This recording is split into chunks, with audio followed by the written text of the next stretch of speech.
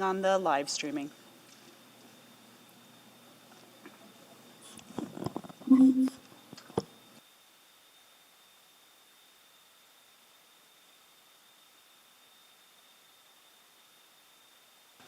And morning, councillors, just as you're logging in, what we're going to do this morning just to test that the system's up and running is when the mayor calls roll call, we're going to actually start a vote just so that we can test that everything's working before we actually start the meeting. So if you need something, if you can just send me a note. Thank you.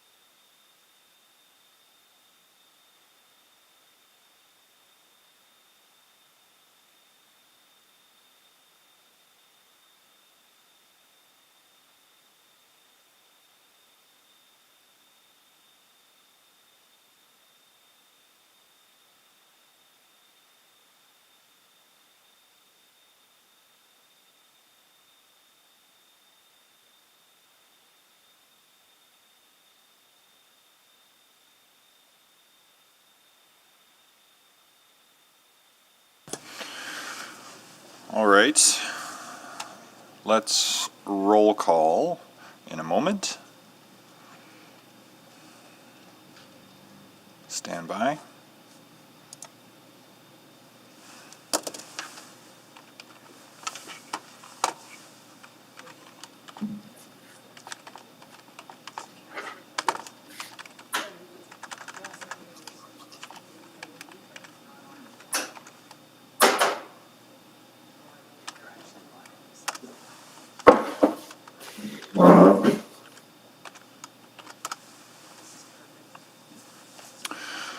So friendly reminder to make sure you're in the, so just, should we be in the Monday meeting or the Wednesday? You need to be in Monday because this is Right. Monday's meeting that is a continuation. So you got to click on the Monday, November 16th, 9:30 a.m. City Council link, and then you'll be in the right meeting. You'll see that a vote dialogue has popped up for roll call. By activating the voting, it allows clerks to see who's logged in to the correct meeting. So This is So- working really well. So what I'm going to ask you to do is, if you are here, vote yes.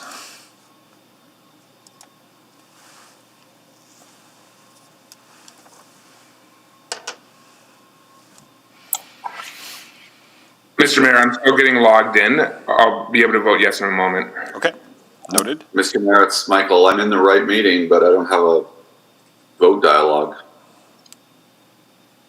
So I'm here, though. Okay, thank you.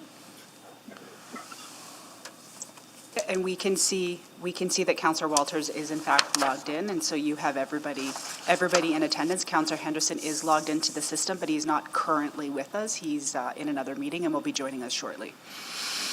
Okay, so do you want to pull back that vote then, or do you want to declare it as attendance?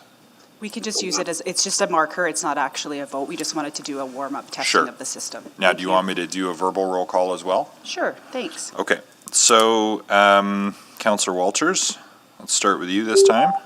We heard you just now, so welcome. Councillor Knack, Good morning.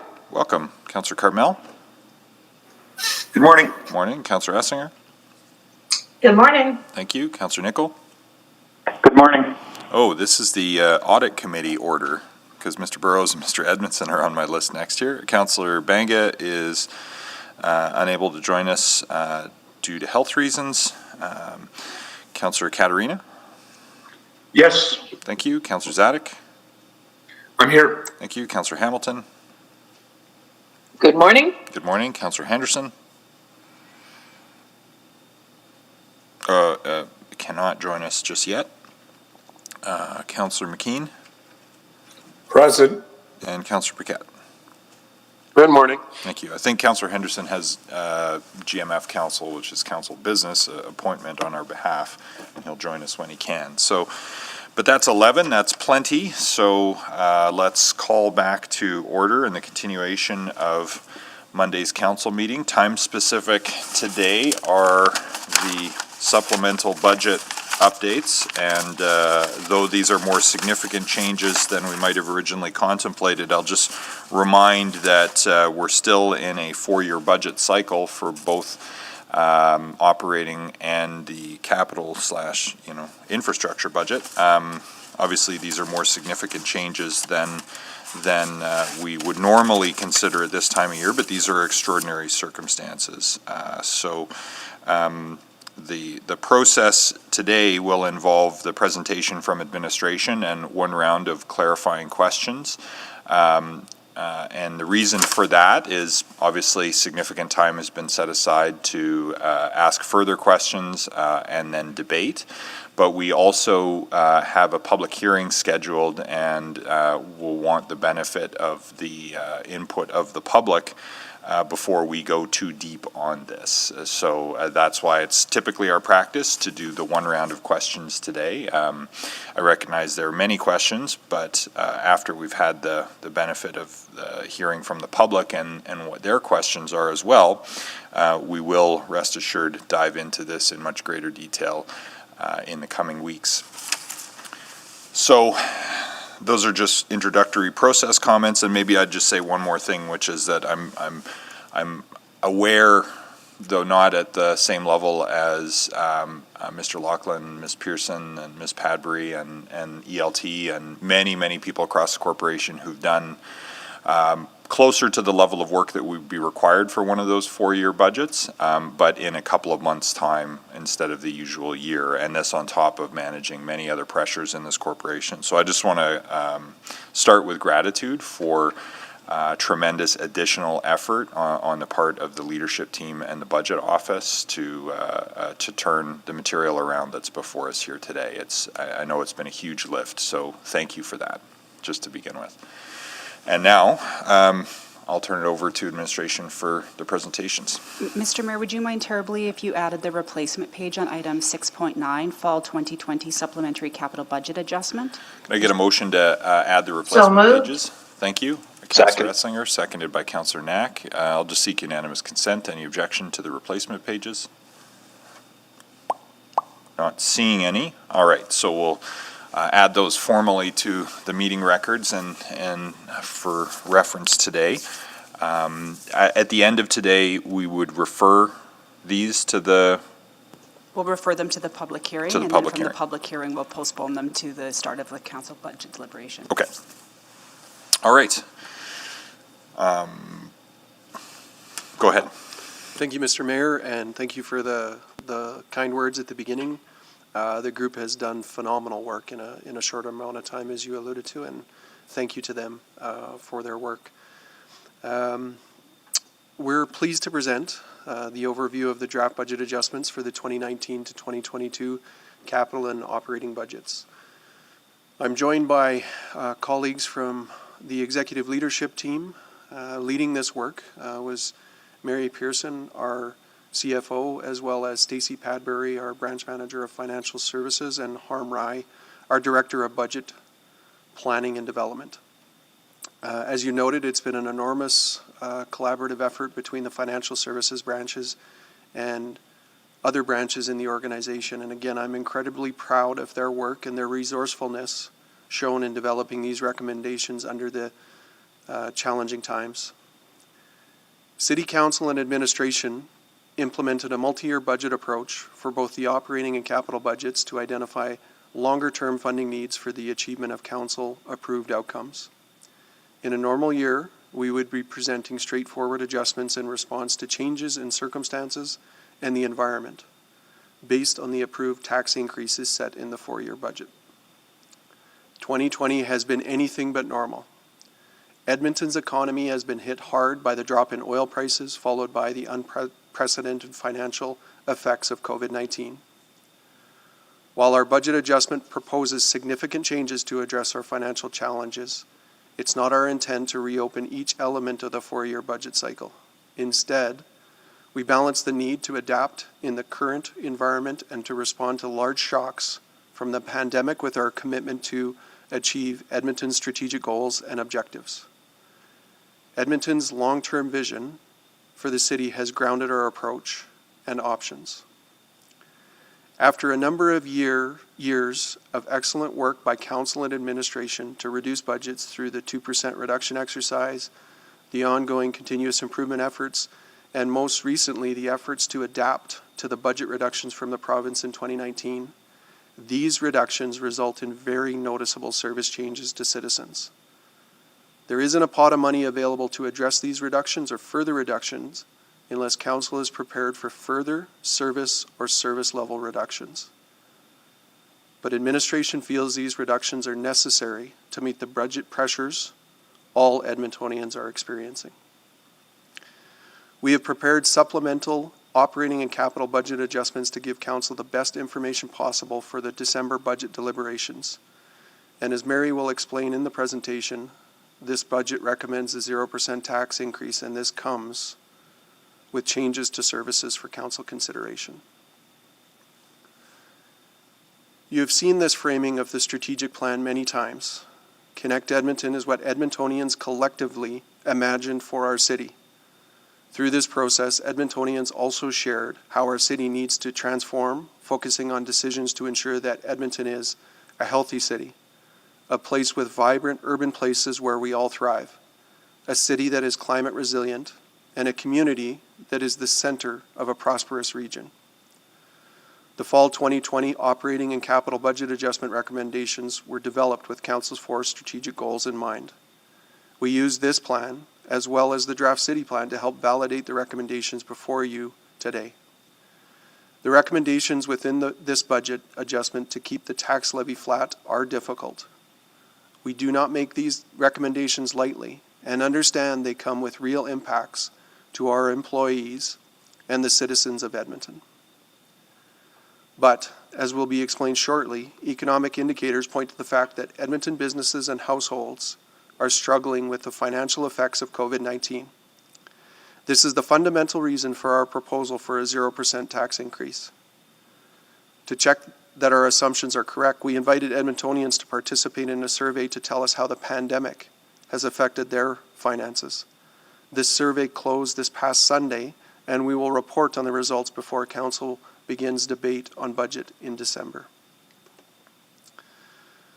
The Reimagine Way Forward ensures that our recovery actions are consistent with our long-term goals and objectives as set out within Connect Edmonton and the City Plan.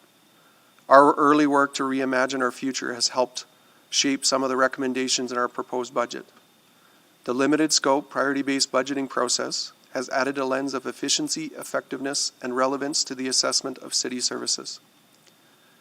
The 2021 proposed budget reduction strategies presented in the fall Supplementary Operating Budget Adjustment Report include specific recommendations aligned with program and service reviews that are part of the Reimagine Services work.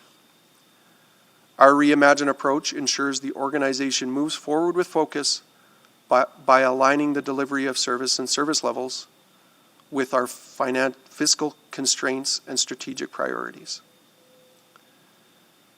The city's capital and operating budgets are about building a city that's vibrant, resilient, connected, and prosperous. They are about creating livability for all people. The two budgets work together as two parts of our overall commitment to imagining, building, and animating our city. The capital budget is about the infrastructure that we build and maintain. It's about building new and the renewal of our roads, bridges, sidewalks, parks, and facilities that we use every day. The operating budget brings the city to life.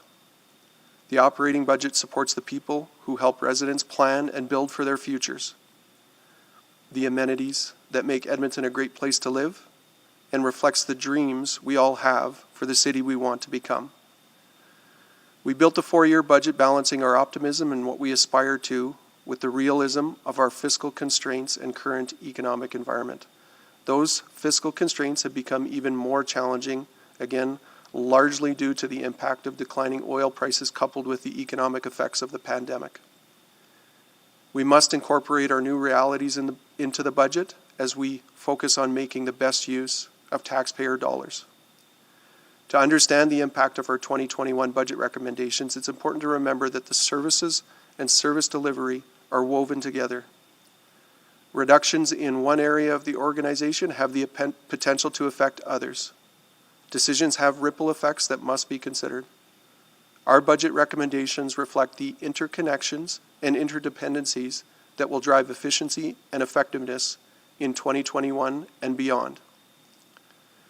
We really view this work as a way to remain resilient in difficult economic times. In compiling the supplementary budget adjustments, we've tapped into experience and expertise of hundreds of dedicated city staff, and we've been mindful of what we've heard from Edmontonians about their priorities for building our city when we set out to create the 4-year budget. We invited staff to share their ideas for improvements to workplace efficiency, and we received over 500 submissions. The ideas, observations, and suggestions will be evaluated and assessed for further budget reduction action. With that, I'll turn it over to Mary for the economic update. Thank you, Adam. Since the 4-year budget was developed in 2018, much has changed. The current environment has presented health, economic, and social challenges that have impacted economies worldwide in an unprecedented way. Across Canadian jurisdictions, the economic impact of the pandemic on resource-based provinces is arguably more pessimistic due to low and volatile oil prices. Before we walk you through the budget adjustments, we want to provide an overview of the city's economy. The pandemic has had an undeniable effect on the labor market.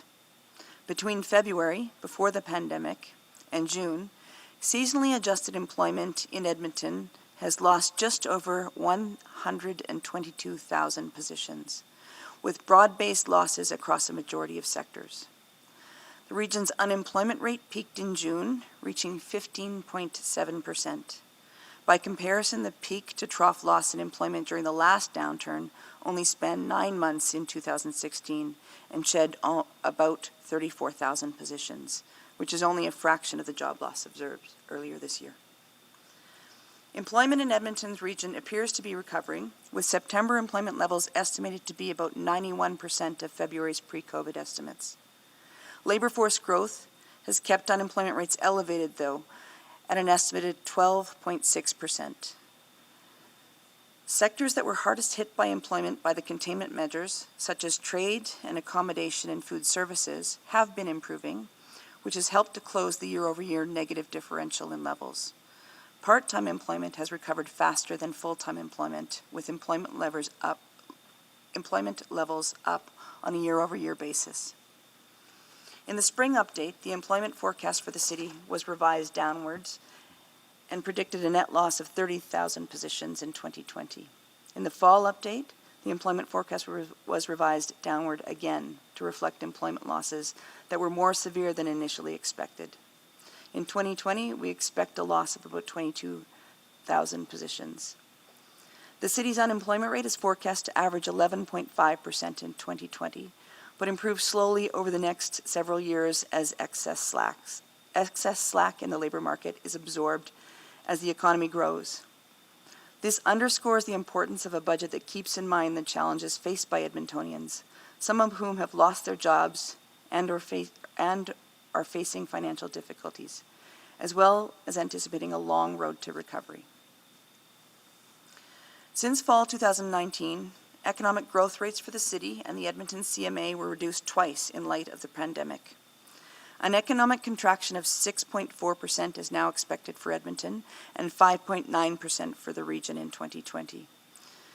Within Edmonton, the largest relative drops in real gross domestic product, GDP, are anticipated to be in the sectors of accommodation and food services, trade, and construction. Consumption is expected to help our economy as we pivot towards recovery. However, consumer confidence and changes in behavior may hinder our recovery relative to previous downturns, especially considering that the labor market was in a relatively weaker position pre-COVID. The latest economic data suggests that we are recovering, though a full recovery back to pre-COVID levels is expected to be protracted and uneven. Following any recession, a natural question to ask is, when will we recover? Over the course of the last few years, Edmonton has experienced 2 recessions, one caused by the collapse in oil prices beginning in 2014, and the one we are currently experiencing.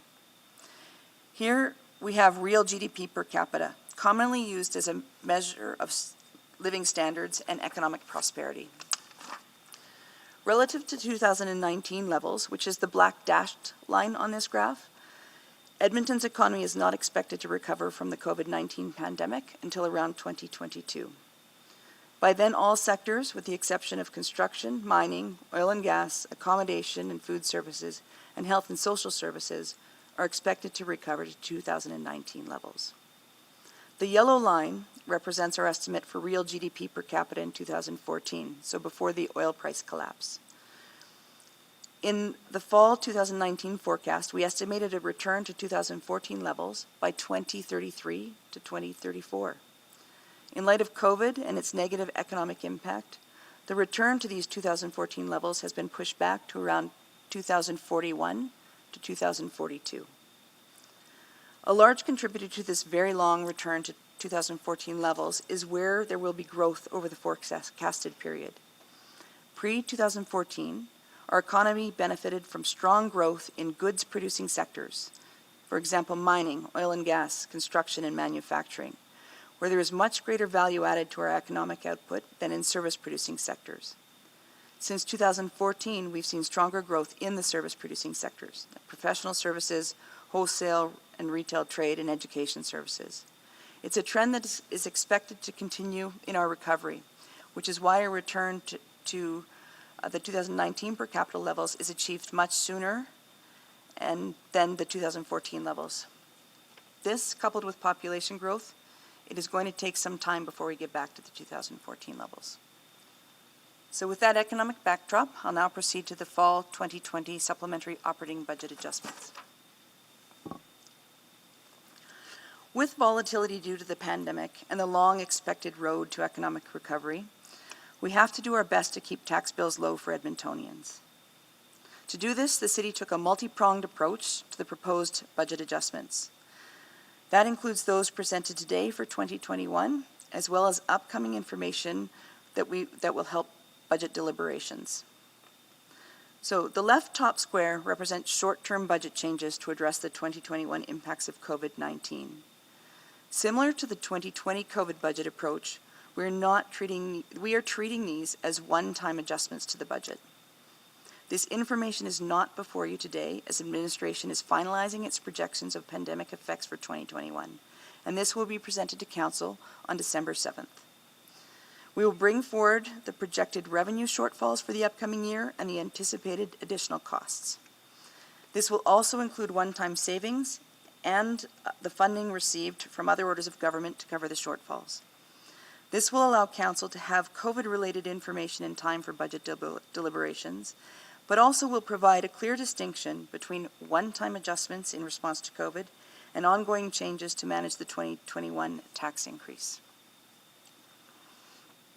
On that note, today we are focused on the recommended ongoing budget reductions, which is a 0% tax levy increase for 2021. This is the middle top component of this slide. There have been many inputs, including the limited scope priority-based budgeting exercise that was accelerated to inform some of the budget recommendations, the incorporation of past program and service review recommendations, and early ideas from Reimagine. We will continue our Reimagine journey, and as work is complete and recommendations are ready for Council, we will bring forward related budget adjustments. We will also continue to move to a full scope priority-based budget for the 2023 budget cycle as requested by Council. But now that we have started, both Reimagine and the priority-based budgeting will be used to manage tax increases and COVID impacts for 2022 and beyond. Given the unknowns related to the pandemic and the economy, an iterative approach with touch points with Council will be required to ensure financial decisions align with the city's fiscal realities and Council priorities.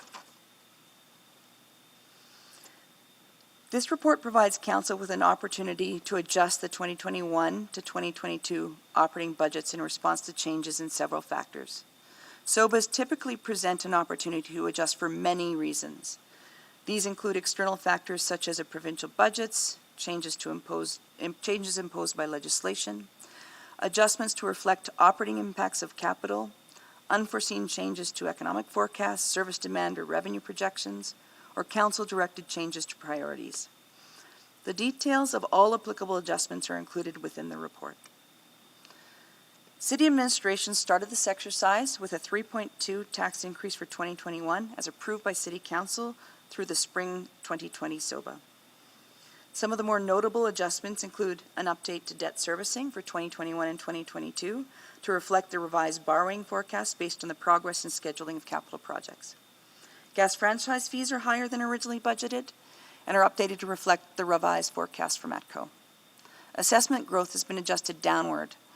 While growth is still expected, that growth is lower than originally forecast in the four-year budget. And the Edmonton Global Shareholder contribution has been adjusted to reflect the motion passed at a meeting of the Edmonton Global Shareholders. Other small adjustments are discussed in more detail in the report. As a result of these adjustments, though, the revised tax increase for 2021 was sitting at 3.7%. So with the goal of no tax levy increase, we are recommending $56.5 million in reduction strategies and an ongoing reduction of $7.5 million to the financial strategies budget. The recommendations achieve a 0 tax increase in 2021 and a 1.6 tax increase in 2022. The 2022 tax increase will be further assessed over the course of the next year. The reduction strategies will be discussed further in the upcoming slides. The budget for financial strategies provides flexibilities to address unforeseen events over the course of a budget cycle and allows for stability within the tax increases year over year. Administration believes the balance of financial strategies is feasible to manage the risks associated with the remainder of this budget cycle. That said, as the name suggests, reducing this budget leaves less flexibility to address issues such as utility increases or unforeseen expenses in future years. So the drivers of the tax rate increase can be separated into 5 different categories: municipal services, Edmonton Police Services, Valley Line LRT, alley renewal, and the change in the tax due to the assessment growth. I will briefly review each one, starting with what was approved in the current 2021 operating budget, the impacts of the recommended adjustments in this SOBA, and the resulting 2021 adjusting amount. Municipal services originally presented an increase of 3.1%. This was largely due to increases in existing services, debt servicing related to borrowing for capital, and operating impacts of capital. These are partially offset by budget reduction strategies implemented through the previous supplementary operating budget adjustments, including efficiencies, expense reduction, and workforce strategies. As can be seen on the table, in order to limit the 2021 increase to 0 for the entire corporation, the majority of the reductions reflect decreases in municipal services. In fact, the reductions to municipal services are equivalent to a 3.6 tax decrease, resulting in an overall tax decrease to municipal services of 0.5% from 2020 levels. The effect of the Edmonton Police budget is identified separately as EPS reports through the Edmonton Police Commission rather than the City Manager. Edmonton Police Services began with a tax increase of 0.9% for 2021. Annual budgetary increases for 2021 and 2022, as required through the existing police funding formula, have been reduced by $5.5 million in each year as requested by Council, with funds held corporately for the redirection based on guidance from the Community Safety and Wellbeing Task Force. After including these adjustments in the fall 2020 SOBA, this reduces the proposed tax increase to 0.6%. At the July 6, 2020 City Council meeting, Council requested that administration prepare adjustments to suspend the Edmonton Police Service funding formula policy, pending review. The newly formed Community Safety and Wellbeing Task Force will provide its initial recommendations to Council in Q1 of 2021. Based on those findings, administration will review the police funding policy effective for 2023 to 2026 operating budget. The Valley Line LRT originally represented a tax increase of 0.8%. This is for the required tax increase for the Valley Line Southwest and the tax-supported debt servicing requirements for Valley Line West and Metro. Due to changes in debt servicing requirements for Valley Line West, the required tax increase has been decreased by 0.2% to 0.6%. The tax increase related to alley renewal remains at 0.3%. And lastly, assessment growth of $34 million originally anticipated for 2021 results in a tax decrease of 1.9%. However, due to market conditions, the estimate for assessment growth is decreased by $15 million. So it results in a tax levy adjustment of 0.9%, and the overall related tax decrease due to assessment growth is 1%. So if the approved budget is approved, the combination of these 5 categories will bring the tax levy to 0 for 2021. It's the lowest tax increase since 1997, which was also 0. So, assuming no changes in your property assessed value from 2020 to 2021, in this case, assuming an assessed value of $387,000 based on a typical homeowner's assessed value and a 0% tax increase, there would be no increase in the total property tax bill for a typical homeowner. However, you will notice that the proportion of the property tax bill has increased for EPS, alley renewal, and Valley Line LRT, which have been offset by a decrease for municipal services based on the reasons I discussed on the previous slide. With respect to emerging items, ongoing funding to Explore Edmonton will be adjusted to reflect the entity's new mandate. Explore Edmonton, though, has experienced a significant drop in revenue as a result of COVID-19 pandemic, and it necessitated the closure of the Edmonton Convention Centre and the Edmonton Expo Centre to events, as well as a loss in tourism-related funding. The significant decline in revenue resulted from the pandemic will likely require additional multi-year one-time support from the city. Administration continues to work with Explore Edmonton and will be returning to the Executive Committee on November 30th prior to budget deliberations with an update including a discussion of the funding strategies. We know that in order to stabilize our finances, we must take a principled approach. So we approach the ongoing savings in a similar manner to the COVID one-time reductions. So the principles noted here should be familiar, and we believe these still apply. As always, know that the public's safety is our top priority. We must address the short-term issues, but take a long-range outlook to our financial sustainability. Extending that thought, our decisions must also continue to support the stabilization of our local economy. And this idea of aiming for stability extends to our employees and partners. As we make some challenging decisions relating to workforce strategies in the upcoming weeks and funding to our partners, we must never lose sight of our commitment to be a fair and respectful employer and partner. Then, taking a more long-range view, we must evaluate our planned city building for 2020 and beyond to see what should be paused, what can be adjusted, and what should be advanced. Ultimately, our goal is to limit the direct effect of a tax increase on our funders, Edmontonians and businesses. But in order to achieve the zero tax increase for 2021, administration had to use a combination of tools and strategies. So a total of $56.5 million in net budget reduction strategies are proposed to help achieve the 0% increase in 2021. I want to highlight that all departments were involved in this process and contributed towards the reduction strategies. Everyone had to rethink and reimagine the way services are provided across the corporation. We leveraged findings from Reimagine and the Program Service Review and rationalized strategies through the limited scope priority-based budgeting exercise. We know that the services proposed to be scaled back provide value to Edmontonians. We know that past councils approved these services to meet expectations of the communities they serve. These were difficult decisions, as Adam highlighted. We work hard to minimize the impact as much as possible. We believe these are responsible, balanced reductions to make during a time of economic challenge. So I'm going to start at the bottom of the right-hand side of the scale on this. The efficiency category represents efforts to optimize, realign, or redesign the delivery of a service. Expense reductions reflect cost control efforts, including reductions to contracts, professional services, travel, and training. The facility closures were based on recommendations from completed program and service reviews and align with the city's approach to reimagine services.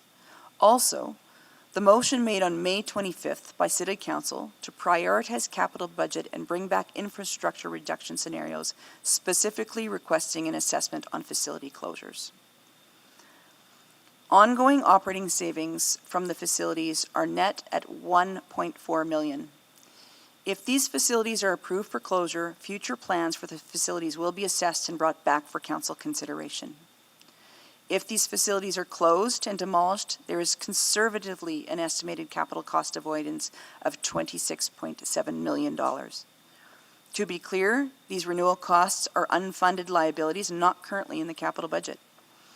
This estimate accounts for addressing basic deferred maintenance and does not include capacity to address current functional challenges, including modernization to meet users' expectations, or objectives set out in Policy C532, Sustainable Building, and C602, Accessibility for People with Disabilities. Assessment of all other facility assets will continue in 2021 and 2022 through the Reimagine work, including but not limited to an analysis of the total cost of asset ownership, asset conditions, and facility demand. Updates will be provided to Council on the progress of this work with supplemental adjustments to the operating capital budgets as necessary. The reduction in grants or operating support to partners includes the cancellation of the Community Investment Grant Program and the Community Facility Partnership Capital Grant Program. Increased revenue and recovery reflect opportunities to increase revenue for a service or increase the recovery level of a service. As the city moves from limited scope priority-based budgeting to full scope, administration will be looking for more opportunities to generate or adjust revenue. The recently passed fiscal policy for revenue generation will provide the foundation for that work. Recommended adjustments are consistent with that new policy. Service level reductions were brought forward within the context of reimagined services and are proposed across the organization, impacting both frontline services and enabling services. Examples of reductions in external facing services include reducing service hours from peak and rapid frequency routes in bus network redesign and modifications to the turf maintenance program. Workforce strategies across the corporation include vacancy management, personnel reductions, overtime reductions, and strategies to consolidate work, including the consolidation of the city's corporate strategy functions within the newly created Service, Innovation, and Performance branch in Financial and Corporate Services. Details of each reduction strategy are provided in Attachment 3 of the report. At the September 23, 2020 City Council meeting, Council passed a motion asking administration to return to the fall 2020 supplementary operating budget deliberations with two scenarios to reduce supervisor FTEs by 5% and 10% based on recommendations in the city auditor's productivity audit. To date, administration has incorporated reductions in supervisory FTEs positions of 112.3 FTEs, just over 6% of all supervisory positions over the 2020 to 2022 operating budgets. Administration continues to review reduction strategies proposed in the fall 2020 SOBA to identify FTE reductions that will contribute towards the options and will provide an update at the start of budget deliberations in early December. We will work towards the 10% target over the remainder of the budget cycle and will update Council through future supplemental operating budget adjustments. Strategies to achieve this target will include implementation of the recommendations through our reimagined services work, a thorough review of the city's organizational design through the organizational design framework, as well as consideration of the programs and services administration will be able to provide and the supportive workforce resources required. So on to priority-based budgeting process. So for this fall 2020 SOBA, we used a limited scope of priority-based budgeting. Priority-based budgeting evaluates existing budget services to assist with discussions regarding ongoing budget reduction decisions. For the next 2023 to 2026 budget cycle, we will implement the full priority-based budgeting exercise, which will contain further insights. So for the operating budget, the first step of PBB was to determine what services to assess. So in our corporate business plan, we identify 73 different lines of service. To complete the BBB, the 73 services were sometimes at too high of a level. So we used the services identified in the 2019 to 2022 approved budget, which was a total of approximately 182 City of Edmonton services. Once the services were defined, the cost for each was determined. The existing 2021 and 2022 operating budgets were allocated to the 182 services in order to analyze the city's operating budget through a service lens. Next, the services were scored against operational criteria, which are called basic program attributes, and strategic criteria that assess a program's linkage to the city's strategic plan, including the corporate business plan. I'll have two more slides to illustrate how this was done.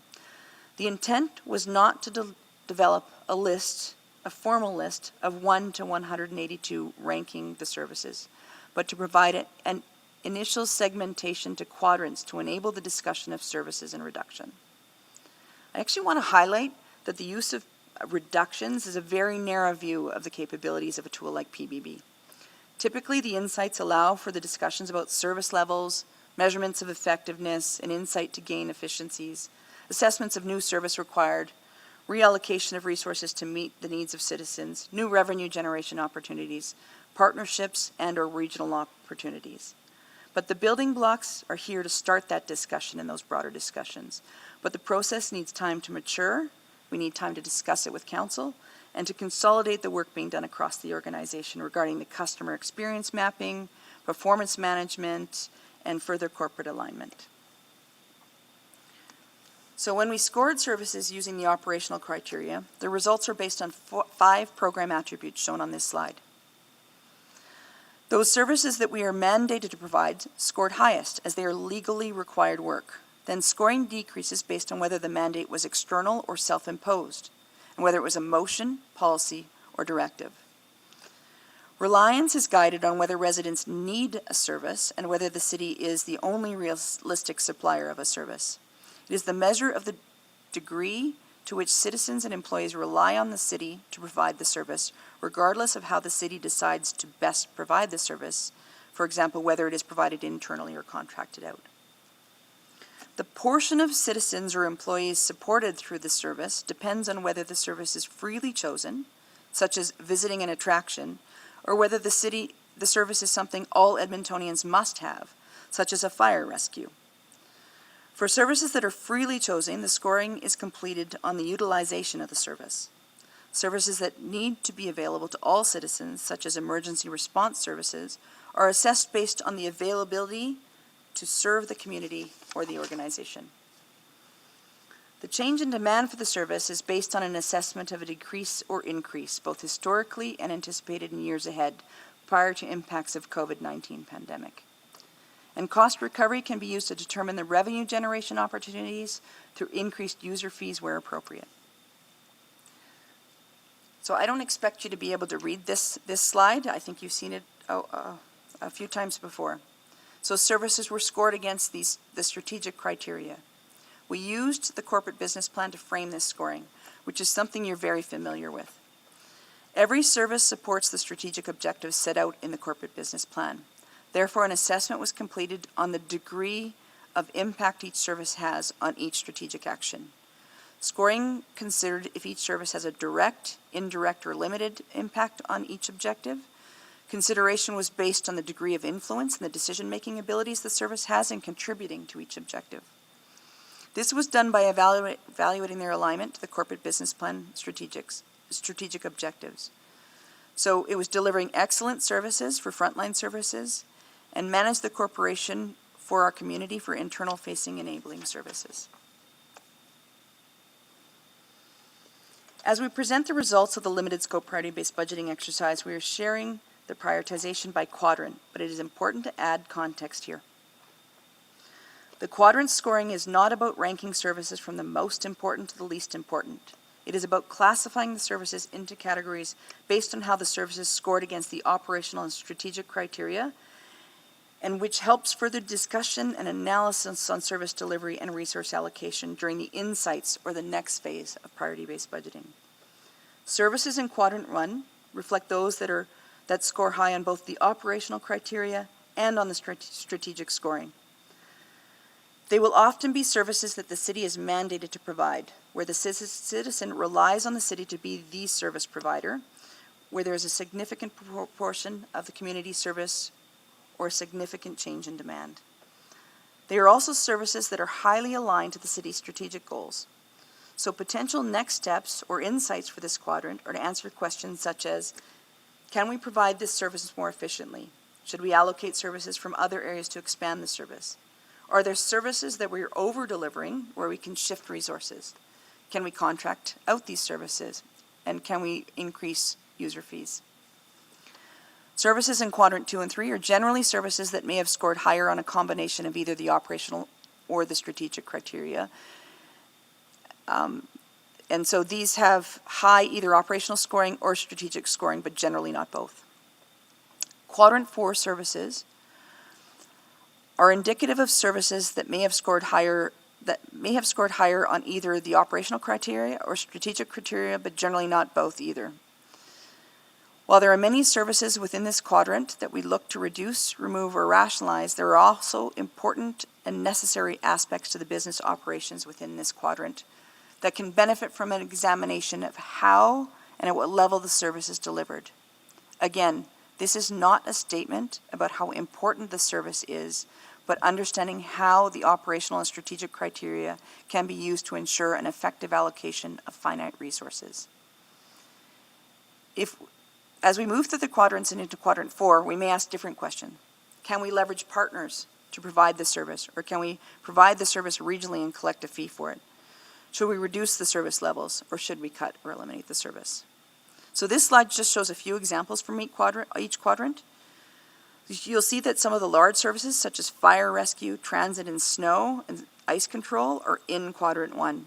These are the services that the city provides because it is mandated for the city to provide, and for which many services rely on the city to provide in an efficient and equitable manner. Examples in quadrant 4 include a broad number of services from a necessary service, like a necessary service like coin processing, or services like golf operations, where the city has discretion in providing that service. So this slide shows the number of services and total budget for the service. It also notes the total value of reductions of services by quadrant and the number of services affected by the reductions. Again, the quadrants 3 and 4 are not indicative of a service being less important or necessary for the organization at this time, and do not rationalize more reductions in services in higher quadrants. Often, services provided in higher quadrants are critical for the organization and are allocated a larger portion of the overall budget, as can clearly be seen here. This also means that these services have a greater opportunity for cost savings and efficiencies. So while quadrant 1 and 2 do in fact include the majority of the reductions, as a percentage of the total budget of the quadrant, the percentage is lower for quadrants 1 and 2 than it is for 3 and 4. I want to highlight, given the time to do this, we have not completed all of the insights work for priority-based budgeting. And in 2021, the insights phase will consider the new fiscal policy on revenue generation and will be undertaken in conjunction with the work on Reimagine. So for now, we've used this limited scope process as a light validation of the reductions to ensure that we are not making cuts that are misaligned with Council's mandated obligations and strategic priorities. This was a priority-based budgeting done in a short period of time to start the discussion. I do want to thank all that were involved in the exercise. It was not an easy one.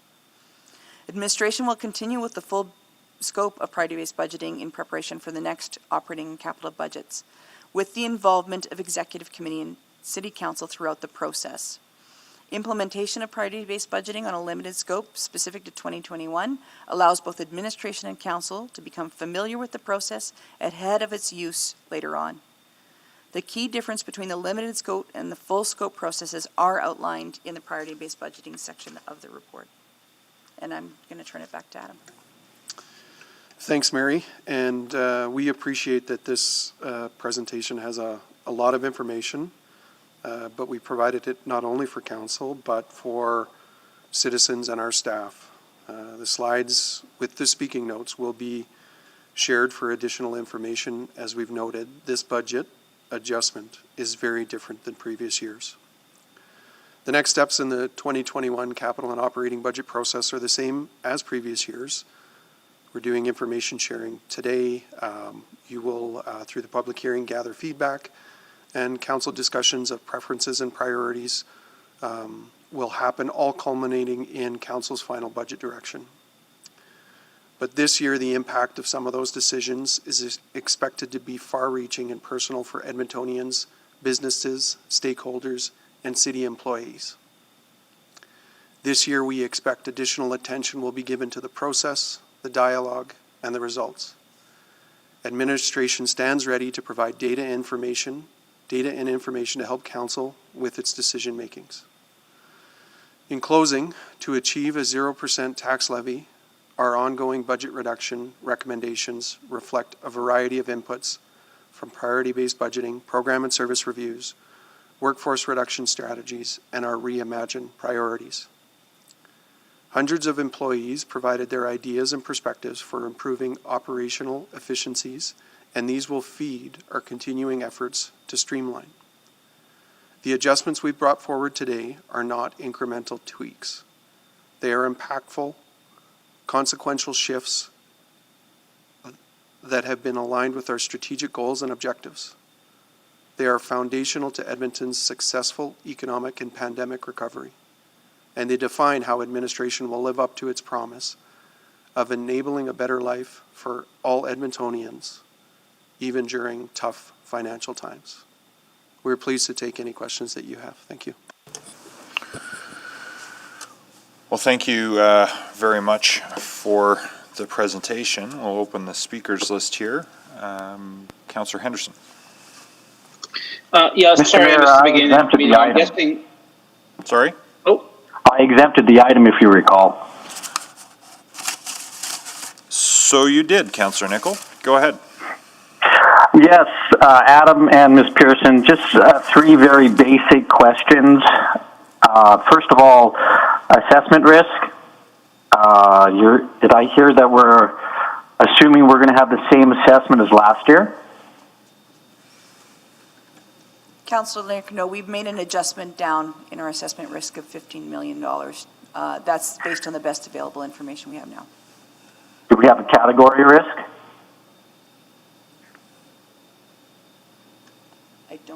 I don't have it with me now. I can make sure I have that answer at some point. Sure. Estimates on provincial funding reductions.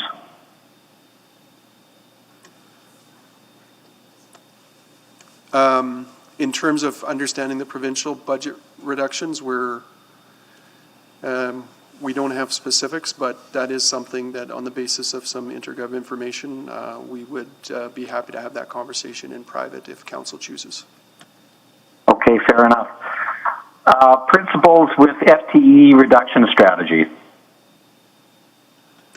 The principles are more broadly related to the principles identified in the presentation, and that's related to safety, long-range forecast, focus on local economy, honoring our relationships, which is the labor relationships that we have, city building, using empathy, and a combination of other tools. And so with regards to our FTE reduction, what is our target? Wouldn't say we have a specific target, Councillor Nickel. It's all an outcome on the basis of the reductions that council approves. I will say that coming out of the audit committee, we did provide information related to the target for supervisory or mid-level manager reduction of 5%. We didn't have a strategy for 10%, and we identified that that would be a consideration going forward. Okay, thank you very much. Thank you. Councillor Henderson. yeah, I have some kind of generic questions because I'm assuming we're just doing one round today. I apologize that I had to miss the beginning of the meeting. Yes, that's correct. I'm interested in the performance-based piece because I'll have more specific questions about this later, but just to get a feel for it, of how this, the city plan piece, because fits into the measurement, because I'm not particularly seeing it in those four quadrants. But maybe I'm misunderstanding what the import of the four quadrants, because there may be things that are about quality of life or health or whatever, that that are very much part of city plan, and I guess in my mind, this kind of performance-based budgeting would have been a way to bring some of those questions in and understand how they rate. So I'm curious about that because I think that's one of the things we're going to have to struggle with. Councillor Henderson, that's an excellent point. We did consider the city plan when we did the prioritization of the capital budget. You'll see that in the SCBA. Okay. But we do have an integration to do in the next phase of the insights. It's not only what we build, it's how we deliver services. But we are working with Ms. McCabe's team on some of those criteria as well. And there are discussions to be had at council as to how we do that. So that's something that's not really in your operating budget piece yet. We need to keep an eye on that then. It would be sort of the answer to the question at this point. It's factored into the capital, but it's not necessarily factored into the operating piece yet. I want to provide a bit of a clarification is that the strategic lens was like healthy city, those other pieces were actually in the strategic are there as well. Yeah. It's not, Councillor just to get it's not like we've dismissed city plan or the strategic goals. In fact, it's been an overarching overlay, but in terms of specific criteria, we just didn't have the time to get there. No, I get it. Not a criticism. It's just so that I understand what we're looking at. that it may not have been, some of the scoring may not factor in all the city plan pieces yet in the on the operating side. Yeah. Because as I understand it too, just to clarify that when we look at something in quadrant one, those are things that we have to deliver. But there's a second conversation in there about at what level of service we deliver them, correct? That's correct. And so have we crunched that down yet, or is that work that still needs to be done? So that's work that does still need to be done and is part of the plan for the full scope PBB for 2023 to 2026. Okay. So in our own minds, that's something we could still, that it's just because your point about what's important and not important is if it's in quadrant one, we got to do it, but to what level we have to do it is part of what we need to still figure out. Because we've never really had that level of service conversation. I think it's one of the things that has been sitting there for 15, 20 years. There were reasons it didn't happen 10, 15 years ago. But we're still, or do we have some more information on, do we have some ways to really begin to ask questions about what we think is a level of service? I mean, obviously with grass cutting, perfect example, that's a discussion we're going to have, I suspect. So removal the same, what level of service we're trying to achieve. But we don't really have any data on it yet, I suppose. It's going to have to still be somewhat subjective in our decision making. Is that fair to say? Councillor, yes, I think for example, turf, I believe Mr. Seabrook will have some of that information, but the insights phase, which is the full priority-based budgeting, pulls that together, the measures and metrics, some of the evaluated pieces together to have that conversation more holistically. Yeah, and I understand that we don't have time for it, but is there something built into that that allows for public input on what level of service they expect or want or prepared to pay for? Is that part of the work we will be able to do within the next year or so? I think previously our reactions to trying to build priority-based budgeting into budget adjustments of a 4-year is exactly the reason why it's so difficult. As part of building, I get it, yeah. As part of building 23 to 26, it would include engagement components because that is the more longer-term consideration of budget decisions. Just understanding, really quickly, is the Explore Edmonton money in or out of the budget right now? Is that something that has to be added in after we meet with them, or is it sitting funded at this point? So in the spring, we removed a portion of their budget that we thought would need to come out in terms of their mandate, but the emerging items and the difference is not yet in this budget. That'll come forward at an executive committee on November 30th. Okay, just so I understand the struggle we're facing. Great, thanks. Thank you. Councillor McKean. Thank you. And that Explore Edmonton ask, will you also be bringing strategies then to executive committee or to the December 7th budget meeting on how that could be accommodated within a 0%? That is correct, Councillor. Thank you. Small item, I guess, but maybe symbolic.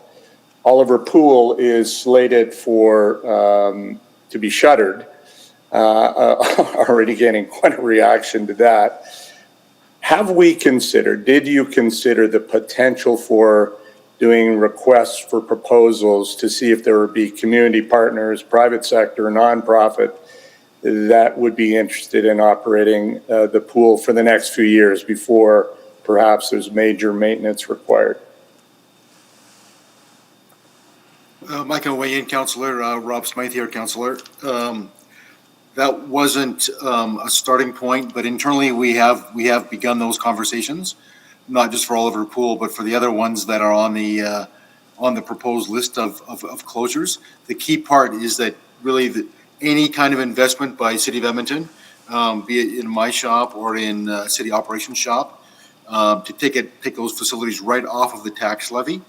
That if there is interest, we could look at some options over the balance of next year. They would certainly not reopen at all, and if there was some interest by community or private sector, we could explore that. But there's no detailed planning to that end. But it's certainly something that's on the radar screen. Yeah, and I'll stick to Oliver Pool because I know it. You know, it would seem to me that with COVID, we might not even be opening again in next summer, but it would seem to me that we would have time to look at options. And I will be, you know, just to foreshadow, I would certainly be considering a motion that we do a general RFP on such things. Whether or not we would extend that into golf courses and other things, I'm not sure about. The workplace or worker strategy, 76% of the jobs are frontline supervisors, 24% middle senior management. It would seem to me that there's a risk in that our frontline supervisors might actually be doing frontline work. And I wondered why why we tipped the balance that way, rather than if, you know, given the audit's recommendations, it seems to me that we've biased this to trimming people that actually do the service work. So, Councillor McKean, that's actually the response to the motion that was out of audit committee. In terms of the composition, it's consistent with the composition of structure or stratification that we have in the organization. And those supervisory positions that are considered are a direct correlation to the service reductions that are included in the budget. Okay.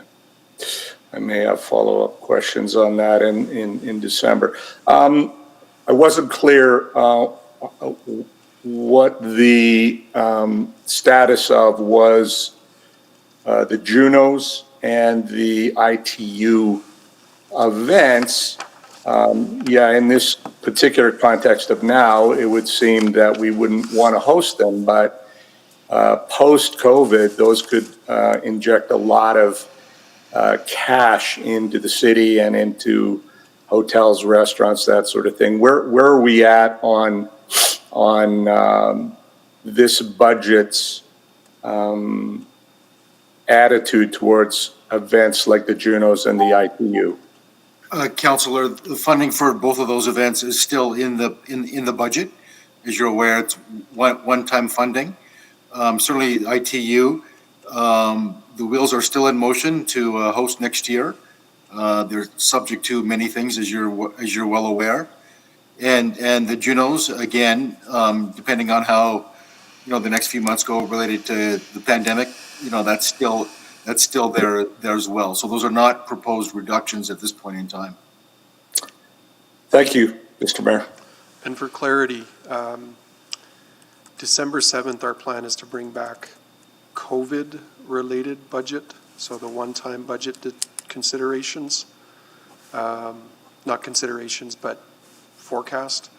And to your earlier question about, you know, would Oliver Pool even be open? That would probably be kind of the more shorter term consideration of discussion. What we're presenting today is the longer term decision related to Oliver Pool. Thank you. Thank you. Councillor Walters. Thank you, Mr. Laughlin, Ms. Pearson, and Ms. Padbury. Mr. Rye, thanks for this presentation today. I thought it was excellent. And the report was also very well done, so thank you for that. Just to start off, my question's generally about the temporary layoffs from the summer and the spring and how those factor into this. I know that some revenue returned that allowed us to recall some of those employees, and I suppose there's still some revenue missing that keeps us from recalling all of them. I just am not clear about how that all factors into next year's budget. So just some comments on that would be helpful for now. So you're correct. Revenues haven't returned to previous levels. Therefore, those employees, unfortunately, are still on temporary layoff. The outcomes of this discussion will determine decisions that we make with those employees going forward. Okay, and that's in some ways what ties I know that when we talk about COVID response, it's one time, but some of that may turn out to be ongoing, potentially. Correct. So it's not, Some of the revenue projections, I think, reflect that. right. And I think the question about, you were very clear in your report about the assessment risks. I wonder if there's some opportunity as we get deeper into budget to understand those risks associated with that very dire table that Mary described, the sluggishness of returning to the 2019 and the 2014 GDP levels. Like, I don't know that we have a clear understanding of that risk yet, and maybe we need to spend some time on that. Any comments on that? Agreed, something we regularly monitor, and I think it probably does warrant more discussion and consideration, especially when you're considering the ongoing decisions that are in front of you. Right, and I think that this year's $15 million reduction is difficult for sure, but then you can't be separated from that chart that you showed us. So I think that's for later on, not today. I think Councilor McKean asked my questions about the facility closures. I think we need a different idea there. I think there's going to be a lot of demand for those facilities to stay open. How they stay open, who operates them, et cetera, I think requires a greater level of creativity. So I appreciate Mr. Smythe's answer that we can kind of maybe expedite some of that thinking. So I'll just offer that as a thought in support of what Councillor McKean asked. No need. The other quick point on that, Councillor, is the rec services in general is one of the 5 areas that are being looked at in terms of reimagining services. So that creativity, innovation, external eyes on that whole portfolio is being looked at and will be brought in the first and second quarter of next year. And I know that Councillor Cartmel and I, through our Live Active Champions group, there's a large group of people there who I think would offer significant wisdom to that conversation. So we should probably utilize them as a primary. I do have some concerns about the reduction in funding to partners, sort of short-term, long-term as well. I appreciate why you suggested we have to find money wherever we can or savings wherever we can, but in terms of meeting our healthy city goals, I think our partners provide quite a bit towards us achieving that goal. So, I'm wondering if we the trade-off of reducing the funding to the things that they provide to the community versus further reductions in some of the things that we provide to the community. And if we really compared apples to apples to what we have in-house versus what they do at the community level. And I know that's a bit of I struggle to shape that question. I hope that makes sense, Adam. But some of the things, I think there's probably some overlap, is what I'm saying. And maybe the community's better positioned to do some of that stuff than we are. Hence, it might be better to maintain that level, that kind of funding for partners. No, I understood your question, and finding the right overlap, I think, is critical. And again, in our reimagined thinking, we need to lean into relationships. I think as it reflects the reductions that we're talking about this year, it was very tough. And I think from our perspective, we feel like we found the right balance, but that's why we have the discussion. Good. And just last comment, the priority-based budgeting stuff looks really promising, and I'll have lots more questions when we get into December. Thanks. Thanks, Mr. Mayor. You're most welcome. Councillor Essinger's next. Thank you, and thank you very much for the presentations. It is certainly sobering as we look into the future, and considering how this is going to impact our citizens. So I'm going to follow up on where Councillor Walters left, which was, I think it's the elimination of the community investment operating grants. I guess I'm concerned about the impact of those agencies. I think it's a 1-year reduction at this point. I'm just worried that many of them will continue past that 1 year, knowing the impact. And I guess, have we had conversations with them or any input from what's going to happen? Councillor, just to clarify, this reduction would be in the base. So the recommendation is that this grant program would in fact no longer exist going forward.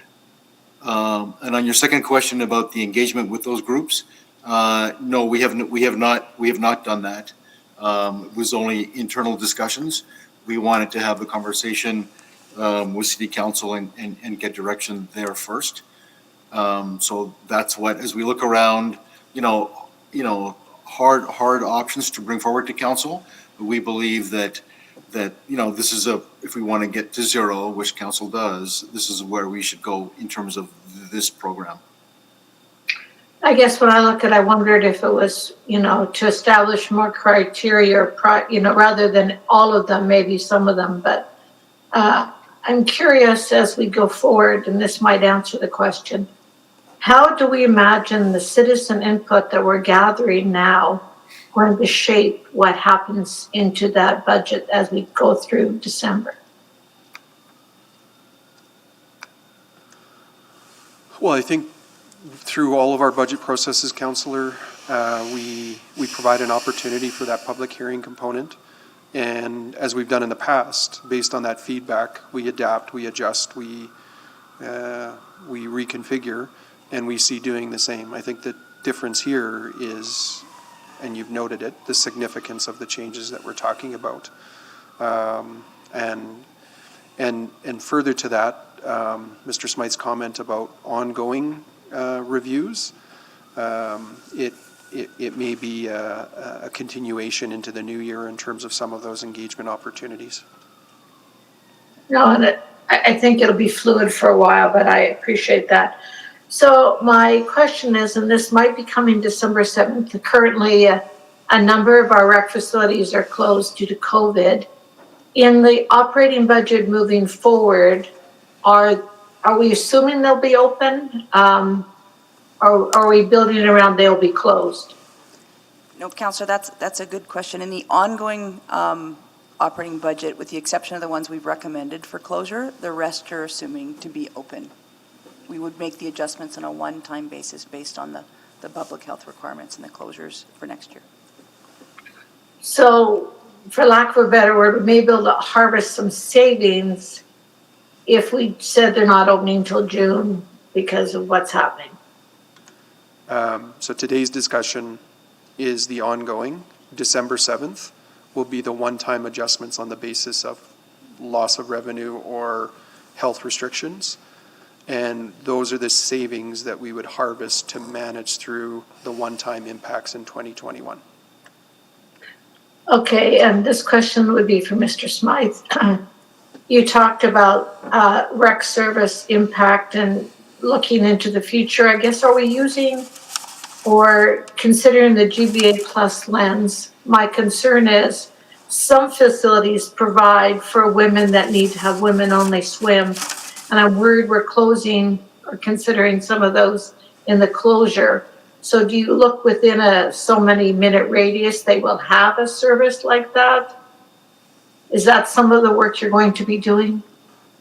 Yeah, we try to scope some of that into our recommendations that we're bringing forward, but certainly that is very front of mind as we do go forward. Our rec plans for services, that's very much in the forefront of our programming staff. Thank you. And my last question is around the capital budget and some of the things that are unfunded. Are they now recommended, if they're unfunded, do they get them funded for a year or until the next 4-year capital budget? Councillor, we're actually going to be talking about capital budget next. Oh, sorry. There's a separate discussion for that. Yeah, no problem. Thank you. Thank you. So my question. Thank you. Councillor Knack. Thank you, Mr. Mayor, and thank you very much for all the information, the presentation. I can't imagine how challenging that would have been to go through that in detail, so appreciate it. A few questions for this first round, and this one's fairly small but well worth asking. On the expenditure summary as we go by branch, virtually every branch either has no change or a decrease. I did notice, though, that the Office of the Mayor and Councillors is still scheduled to receive a $7,000 increase. It's the only branch in that entire list that has an increase, and I'm just wondering is there a reason you didn't change it? You want council to essentially make that decision? That is correct. Okay, so we can have that, because yeah, that's it just seemed like an outlier on the rest of that budget list. So, Not intended to highlight, but rather to allow you to have the discussion amongst yourselves. I figured I thought I would ask because it was there, and that was the line that jumped out at me. Thank you. So the rest of my questions really is going to focus on the FTE portions. So in the presentation, you identified the, I think, 6.1% or 118 positions. What I want to make sure or 112.3. What I want to understand is that when we had the audit, it was being discussed that there were at the time 149, I think, vacant positions that were middle management supervisory. So is that 112 contained within that 149, or is there still a separate number of vacant positions, a portion of them is 149? It's a combination, Councillor Knack. So depending on the time stamp related to the vacancy, the vacant positions, they could be positions that are still critical to certain services. So it's a combination of the two in terms of vacancies and, unfortunately, people in the position. So, Councillor, I just want to add is that we realize that we have to provide more details. So when we come back prior to deliberations, we will have a definitive. There's a lot of deck chairs moving, so we will actually have your vacancies and the position pieces clearly outlined. So you'll have that broken down from just because I'm using that as a reference point since that was the time so we'll be able to know how many of those positions are essentially not being filled that add into the current budgeted 112 versus how many would still be remaining. We'll have that level of detail. I believe so. That's correct. Okay. Yeah, and out of respect, I think it would be good if we provided an in-private attachment, and out of respect for our employees, I'd prefer to do that in private, Councillor Knack. Absolutely, yeah, and my focus is on the vacant positions for this conversation right here, recognizing absolutely that need to have that discussion. So the other piece is when we get those, that list or that breakdown, will we have an understanding of how long those positions have been vacant for, which ones you feel are most critical and maybe less critical to if we're going to have a conversation about prioritization, that might help inform, for me at least, some of what we do. Yeah, we can have that information, and I suspect it'll have all of that, Councillor Knack, in terms of vacancies that we feel are needed, time vacant, and other. Very good, thank you.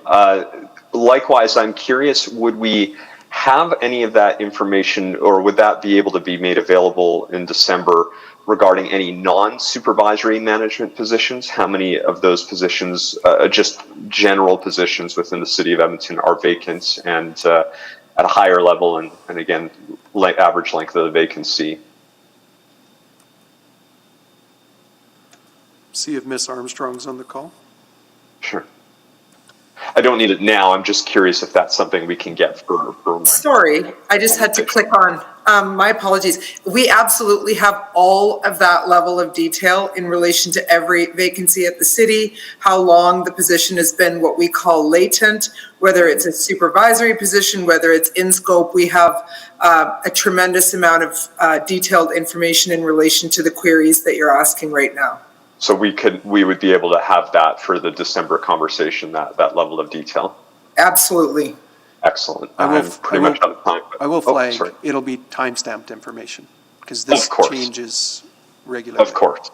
Yeah, no, thank you very much. I appreciate that. I'm out of time. Thank you, Mr. Mayor. Thank you. Councillor Cartmel is next. Thank you. Thanks for the reports and the presentation. I've just got a couple of questions. On attachment 2, right at the bottom, perhaps I missed this, but we've got roughly $56.5 million in reduction strategies and then $7.5 million in adjustments to financial strategies. Can you speak a bit more about what those adjustments to financial strategies are? And again, perhaps I missed that, but it sounds like there's a bit more to go to get to the 0% property taxing.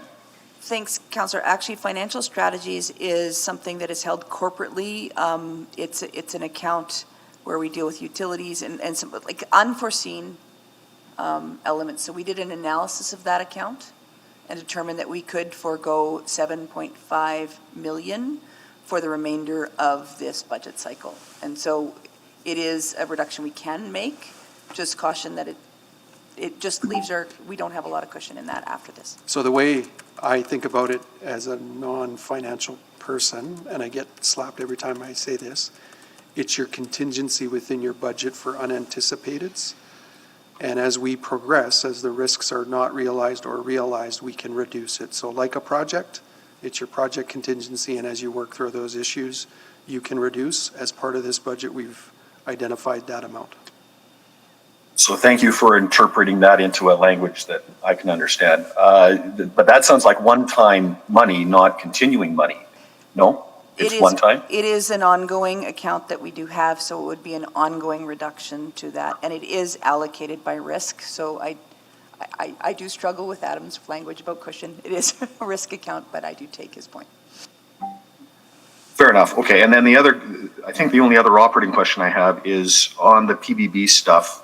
There's 4 quadrants, and I heard your high-level descriptions, Ms. Pearson, about the different quadrants, but it sounded like quadrant 2 and quadrant 3 were roughly the same. Can you just define those a little bit better about what the difference is between those 2 categories? So behind the scene, there's some scoring that goes on, and so the difference between quadrant 2 and quadrant 3 will generally be almost like a weighting. So in quadrant 2, you'll have things that score high in some of the operational components, but not all of the operational criteria and some of the strategy components. And in quadrant 3, you'll have just less correlation or less, they'll score lower on both of those things, but in either of those categories, they generally won't score high in both. That was convoluted, I apologize. No, I sort of get it, but is it fair to say that one of the quadrants scores a bit higher on the operating versus strategy side, and the other quadrant scores a bit higher on the strategy versus operating side, but they're both low? Is that the right way to look at that? Or no? So I wouldn't equate, like, it's not that quadrant 2 scores high on operating but low on strategy and vice versa. It's the relative scores that put you in. So in quadrant 2, the relative scores would be higher than in quadrant 3. So the overall score is just sort of in chunks then? Yes, that's correct. Yeah, okay. Okay, I think all my other questions have been asked. Thank you very much. Thank you. Who was next? Councillor Katarina? Councillor Katarina, go ahead. Thank you, and thanks for the report. Just some clarifications, maybe, Mary, with the quadrants. This is based on operating. Has there been a correlation to capital with the way the quadrants have been set up to this point, or that's still work to be done? So Councillor Katarina, we did apply PBB on the capital side, and we will go through that in our next presentation, how we've done that. Okay, so there is correlation between the quadrants from this presentation to the next one. That's basically what I'm asking. It's not a direct correlation yet, Councillor Katarina. We will be pulling that, and we didn't have the ability, I just want to correct, we didn't have the ability to do PBB on the full capital plan at this particular moment. I think we did it on some of the council motion combined with PBB. But there is going to be a strong correlation in future. Okay, that's good to hear. And just a clarification that I got this right on the closures for the rec side of things, and I'll speak to the East Glen one. So the operational savings would be 1.2 million for 2021, one time, and the deferred maintenance for all the suggested closures was 26 million for deferred maintenance. Is that how I understood it, Mr. Smythe? That's the deferred maintenance number is correct. Okay. For rec facilities, the savings for all the closures is 825. And then there's an additional, I believe it's 400 from facility maintenance and gourd shop. Okay, so to total that 1.2, and that would be one time for 2021 until we decide No, that would be future. the base reduction. That would be ongoing. Ongoing, okay. Counselor, On that. it's 1.4 million ongoing, not the 1.2, just Okay. for clarity. Okay, and the ones that have been identified for closure, reopening is not in the cards in the short term. They are all closed at the present time, given the circumstances. And if that's absolutely correct, Councillor, and if council supports the recommendations, they would stay closed. The only way they would open is if we can get a third party in there where there's absolutely no tax levy committed, and a partner could reopen the building. Okay, so with that, Mr. Smythe, the suggestion of an RFP or someone coming forward or groups coming forward for that, is it strictly operating, or are we considering divesting ourselves of the capital entirely?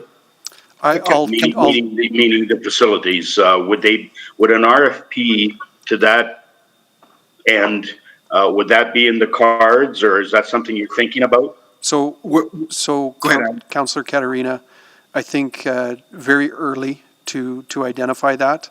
But these recommendations that we've made are both from an operating perspective, but also from a capital liability perspective. So if we were going to consider an RFP, my recommendation would be that it would be on the basis of operating and that partner assuming capital liabilities as well. Okay, but maintaining the asset in our possession, basically. Is that how you're thinking about this, Adam? Again, very early days, but initial thinking is it's not our facility. If someone comes forward and identifies a model to operate and assume the capital liabilities. Okay, but I guess the clarification I need is, would we consider selling these assets? Yes. To remove, okay, that's what I want to know, because I think that is actually a good way to be thinking about this in the long term. So I certainly agree with that, and if you're working on it now, I don't know whether a motion would be necessary for an RFP or not, because it looks like you're already considering those things. Sorry, to be clear, we are not working on that right now. There is a reimagined services body of work that is focused on rec facilities holistically. Our recommendation as part of this budget is closure for the reasons of operating savings and eliminating capital liabilities. If council would like us to do that work, I would suggest a motion. Terrific. Thank you very much, Sharon. Thank you. Councillor Zadek. Thank you very much. Good presentation. Obviously, a lot of tough choices. I think what's been presented is mostly manageable, but I wanted to ask about the intake of possibly additional requests for funding. I mean, I've heard Northlands is looking at some type of grant to keep them afloat as one example. Have we, and I don't see any reference to that, have we exhausted all the intake besides what could happen through the public hearing and motions of councillors, but have we talked to all our community organizations that might be asking for operating money? Councillor, I have received some requests for operating money. They are currently under assessment. Most of them are one time, whereas right now we are dealing with the ongoing pressures for the city. Okay.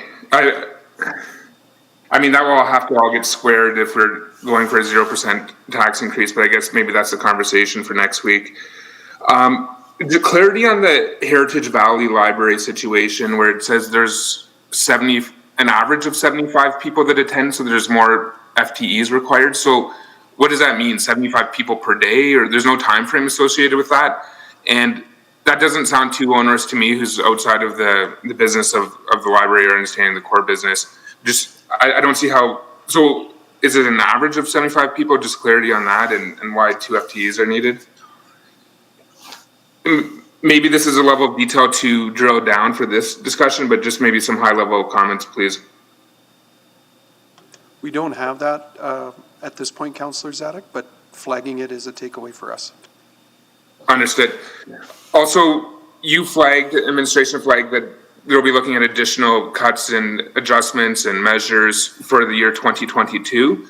Obviously, you've been scrambling because of lack of time to get what you have before us now, but at a high level, is there any consideration for what you're going to do in 2022? In the report, it suggests that you're also going to go for 0% or at least aim for that.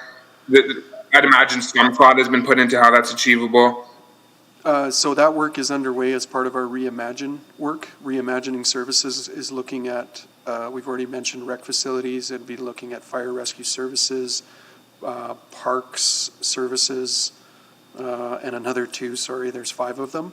And that's all in an effort to look for relevance, should we be in the business, efficiency, effectiveness, and those would all be inputs in a more structured way to a recommended budget in 2022 in terms of a specific number, Councillor Zadek.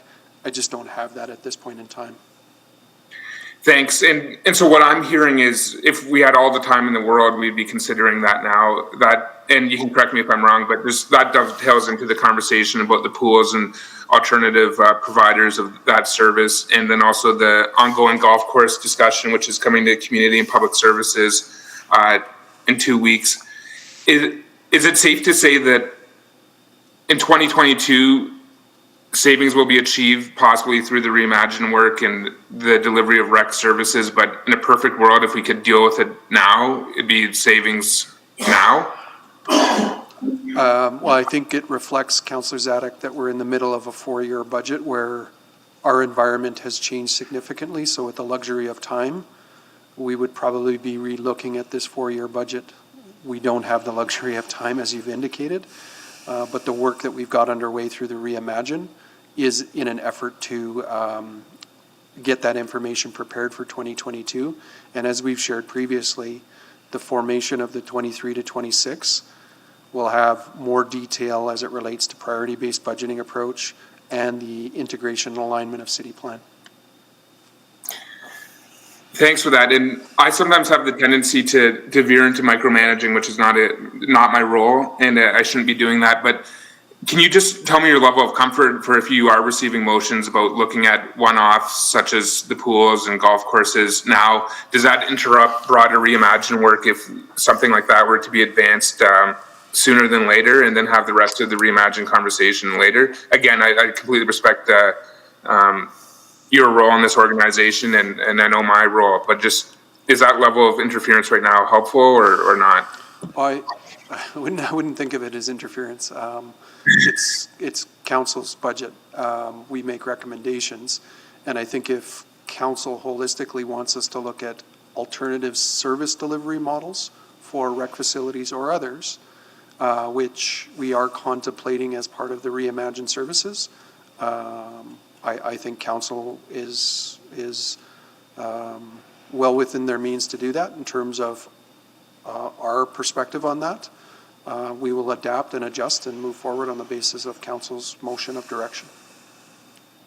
I appreciate your responses. Thanks. Thank you. Councillor Burkett. Thank you, Mr. Mayor. And thank you to everyone who worked on this budget. An enormous amount of work. I'm very grateful. I've got a question, though, about property tax assessments. So given that property tax assessments for next year will be based on this year's market, and that we can likely anticipate a high number of questions and appeals, I'm just curious, what is the level of risk we're at in terms of dollars at risk from cuts to taxation and assessment to deal with those appeals?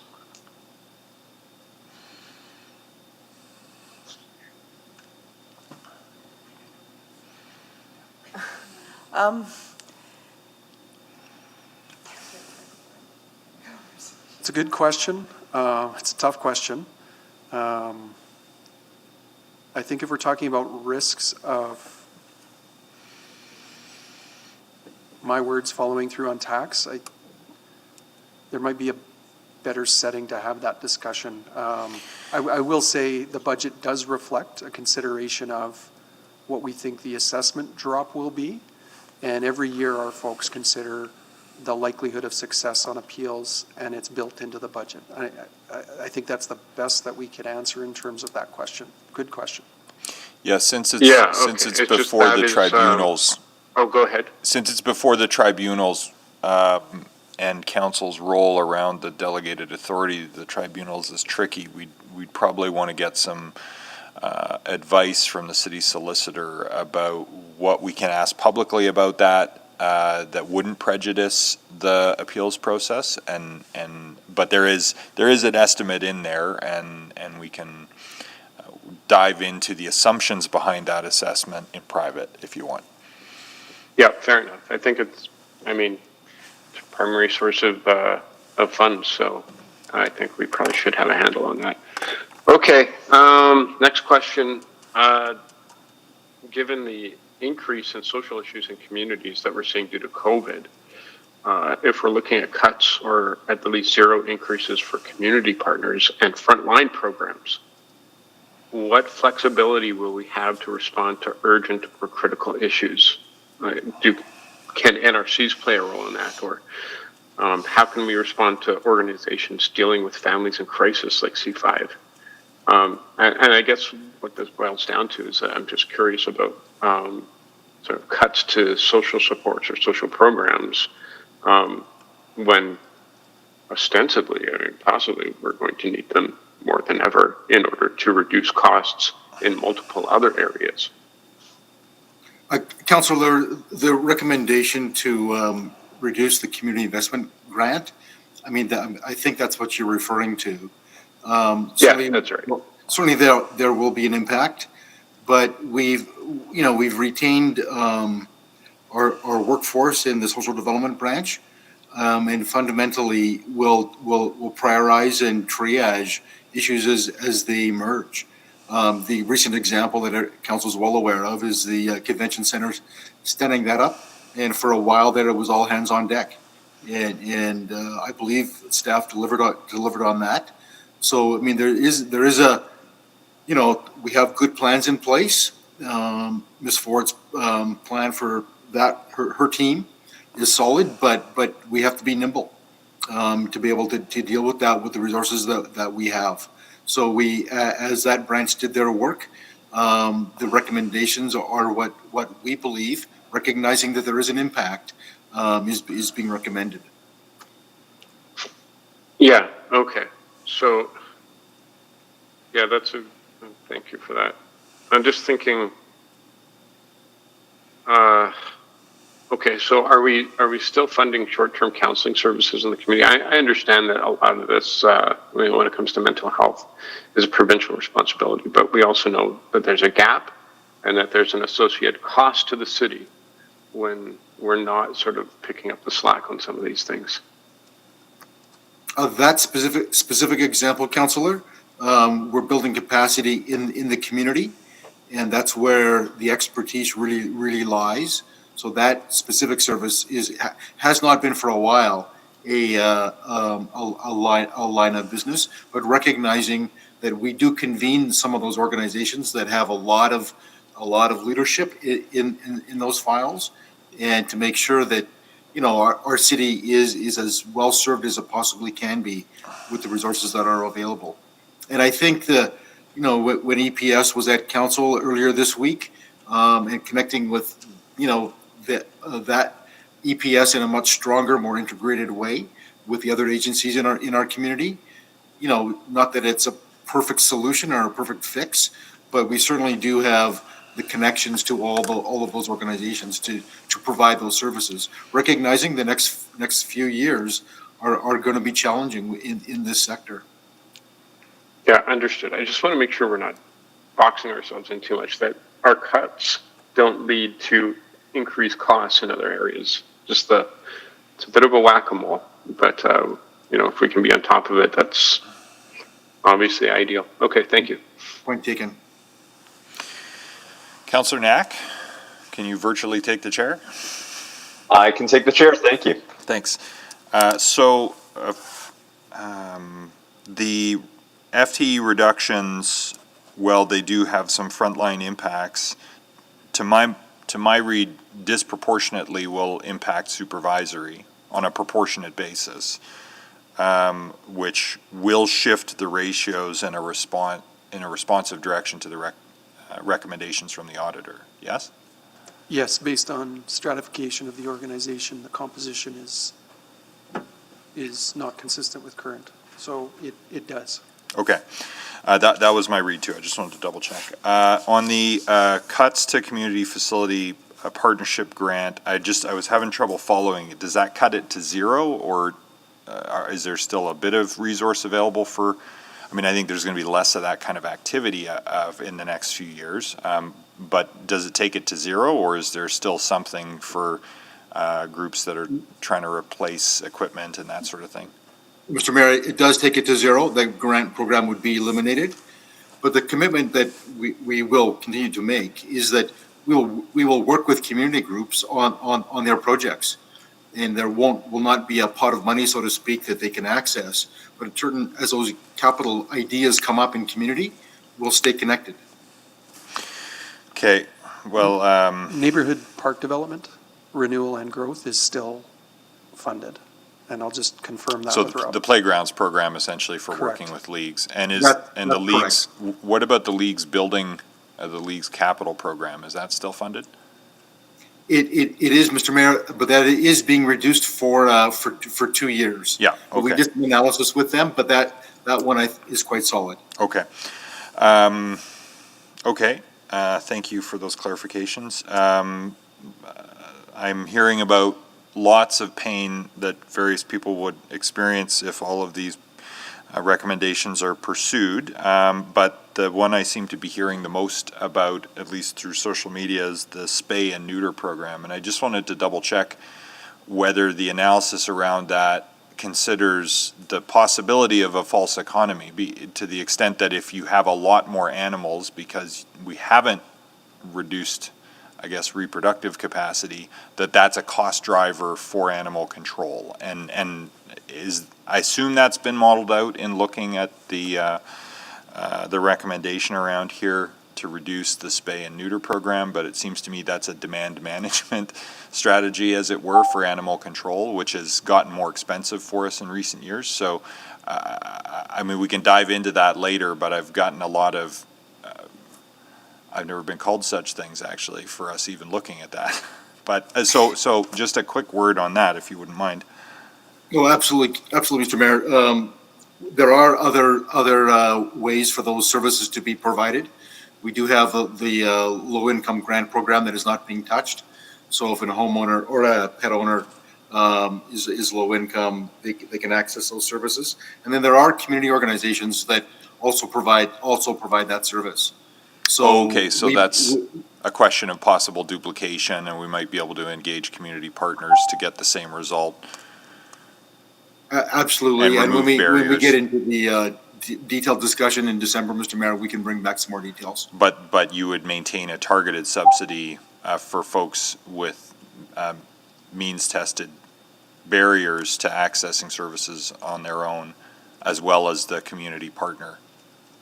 So there is a mitigation there. Okay, we can get into that more later, but I think that's an important thing to get on the table, because there seems to be a lot of concern about that proposed change, even though it's only $100,000. So last question I have for today is that similar to what Councillor Essinger was asking about with the operating assumptions for rec centers, I looked at the transit numbers, and there are some adjustments related to timing on Southeast LRT coming online, but it doesn't appear to be any adjustments made to ridership revenue related to lower ridership. I assume we're still not back up to 100%, and that we would expect for some portion of next year, or perhaps all of next year, still reduced ridership and reduced revenue relative to the baseline assumption. That's going to come on December 6th as part of the one-time adjustments? That is correct. We will give you the trends in ridership and what we think the revenue loss is there, and some options, but we're treating them as one-time reductions that we do hope in the longer term. Of course, and I hope for that too, but we made the case to senior orders of government that there would be some knock-on effect over time. And if we get a vaccine in Q2 of next year widely distributed, perhaps that changes the game before the end of the year. But notwithstanding, for Q1, I suspect we're going to see some significant issues still. We have Safe Restart money left over to cover that, at least for Q1 of next year. That is correct. We will be bringing that forward. Okay, I'll reserve all the further questions till then, but we may need beyond, because that money also does need to be used up by March 31st. We may still have issues, vaccine aside, into Q2, maybe Q3, perhaps still Q4 and beyond. We're bringing forward our assumptions for the full year and the plans for addressing that, including the use of the Safe Restart money and some others. Super. Okay, I'll look forward to that then. Well, that is your time, Mr. Mayor. Thank you. I'll take the chair back. I'll return the chair. I'm not. I think almost everybody asked questions, so I think that's the first round. Does somebody want to move referral of this to the public hearing? Or do you want to get a motion on the floor first? Second. So, sorry, was that Councillor Knack, seconded by Councillor Zadek to refer? Yep. So there were two items cross-referenced. Are you sending both to the public hearing?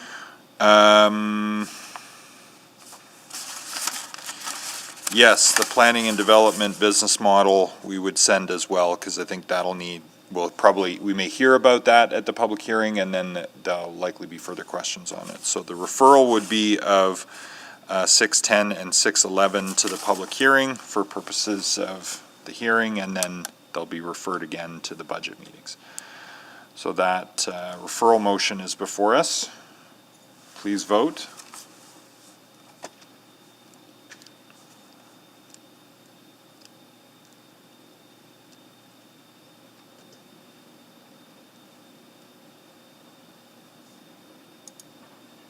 The dialog box for me says vote, file not found.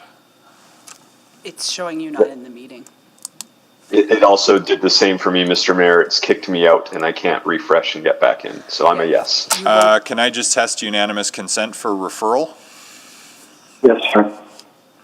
And if I could just Hearing ask. no objections, we'll by unanimous consent, we'll refer those items to the public hearing for the next phase of budget deliberation. Sorry, Madam Clerk. So those of you who are not showing in the meeting, if you could just log out and log back into eScribe, once we activate the vote, you are actually kicked out. It's frozen if you're not in it at the start. So just to help us with the next item, if you can log out and log back in. Thank you very much. That is super annoying, I have to say. Sorry, I'm trying to contain my frustration, but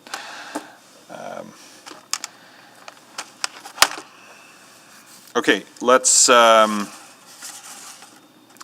go to 6.9, the fall 2020 supplemental capital. A little more straightforward, and for now there's a little more money there, though I think the question of whether all of the assumptions will hold is a fair one that we probably need to have a private discussion about, which we can add to this agenda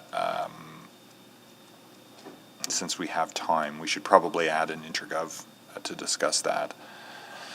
But we can do that subsequent to this, just flagging that any questions about the grant assumptions, given some of the signals the province has said we should probably take in private to discuss and share some intel on. Okay, so go ahead with the presentation on 6.9, please. Thank you. Shorter presentation. Pleased to present an overview of the draft budget adjustments for the 2019 to 2022 capital budget. Again, joined by ELT. Again, leading the work, Ms. Pearson, Ms. Padbury, Mr. Rye, and Mr. Malifsta will walk you through the fall 2020 supplemental capital budget adjustment. So I'll first turn it over to Mary. Thank you. So as a reminder and to help set the context, to date City Council has approved $9.7 billion in capital investment as part of the 2019 to 2022 capital budget cycle. This includes $7.3 billion of approved capital spending over 2019 to 2022 and an additional $2.4 billion for 2023 and beyond. The approved capital spending is categorized into tax-supported operations of $9.4 billion, waste utilities at $216 million, and Blatchford District Energy Utility at $39.6 million. The fall SCBA will focus on capital budget adjustments for tax-supported operations. The Waste Utility 2021 rate filing report and the Blatchford Renewable Energy SCBA will be presented to Utility Committee on December 4th.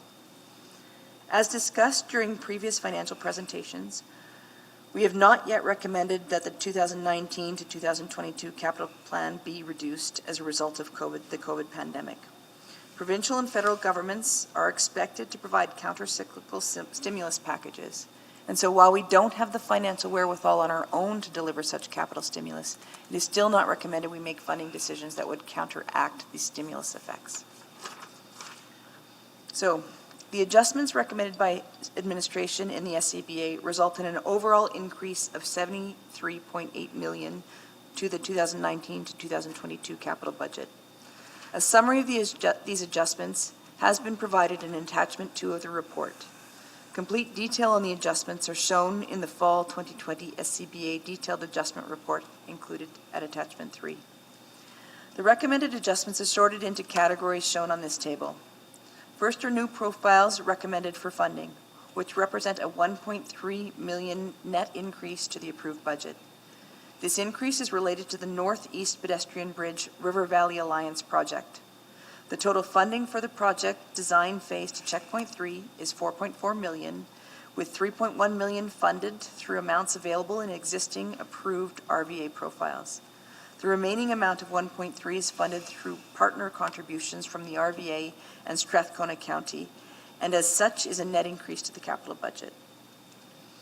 There are also several new profiles that were previously funded by Council and are now at the stage of development in the project development and delivery model, example Checkpoint 3, where administration is recommending that standalone profiles be created. Funding for these projects comes from existing capital profiles. Therefore, there is no net increase overall to the 2019 to 2022 capital budget. Scope changes to previous approved capital profiles represent a $14.5 million increase. This amount is entirely related to increases in the library, furniture and equipment, and the 105th Avenue streetscape, and are funded through internal reserves and external funding sources. A large component of the library furniture and equipment were funded through the library pay-as-you-go reserve. This amount is shown in the library reserve, reflected in attachment 3 of the fall SOBA, but that has not yet been updated to reflect the use of the reserves to fund these additional costs. Recosting adjustments represent a $6.3 million decrease and are mainly related to release of funds for the snowplow and clearing and bus safety and security enhancement projects due to changes in project objectives and projects being completed under budget. Transfers from capital to operating are required to move budget expenditures in order to adhere to the appropriate accounting standards and have no net impact on the combined capital and operating budget. The municipal stimulus program adjustments reflect decisions made by City Council on September 21st for use of the MSP funds. As a reminder, on July 28, 2020, the province announced the municipal stimulus program to provide additional capital infrastructure funding to municipalities. The City of Edmonton was allocated $115.6 million from this program. On September 21st, City Council approved the allocation of the funding for $65.7 million in new projects and $49.9 for projects that were previously approved in the capital budget but were being considered for reduction to address operating budget shortfalls.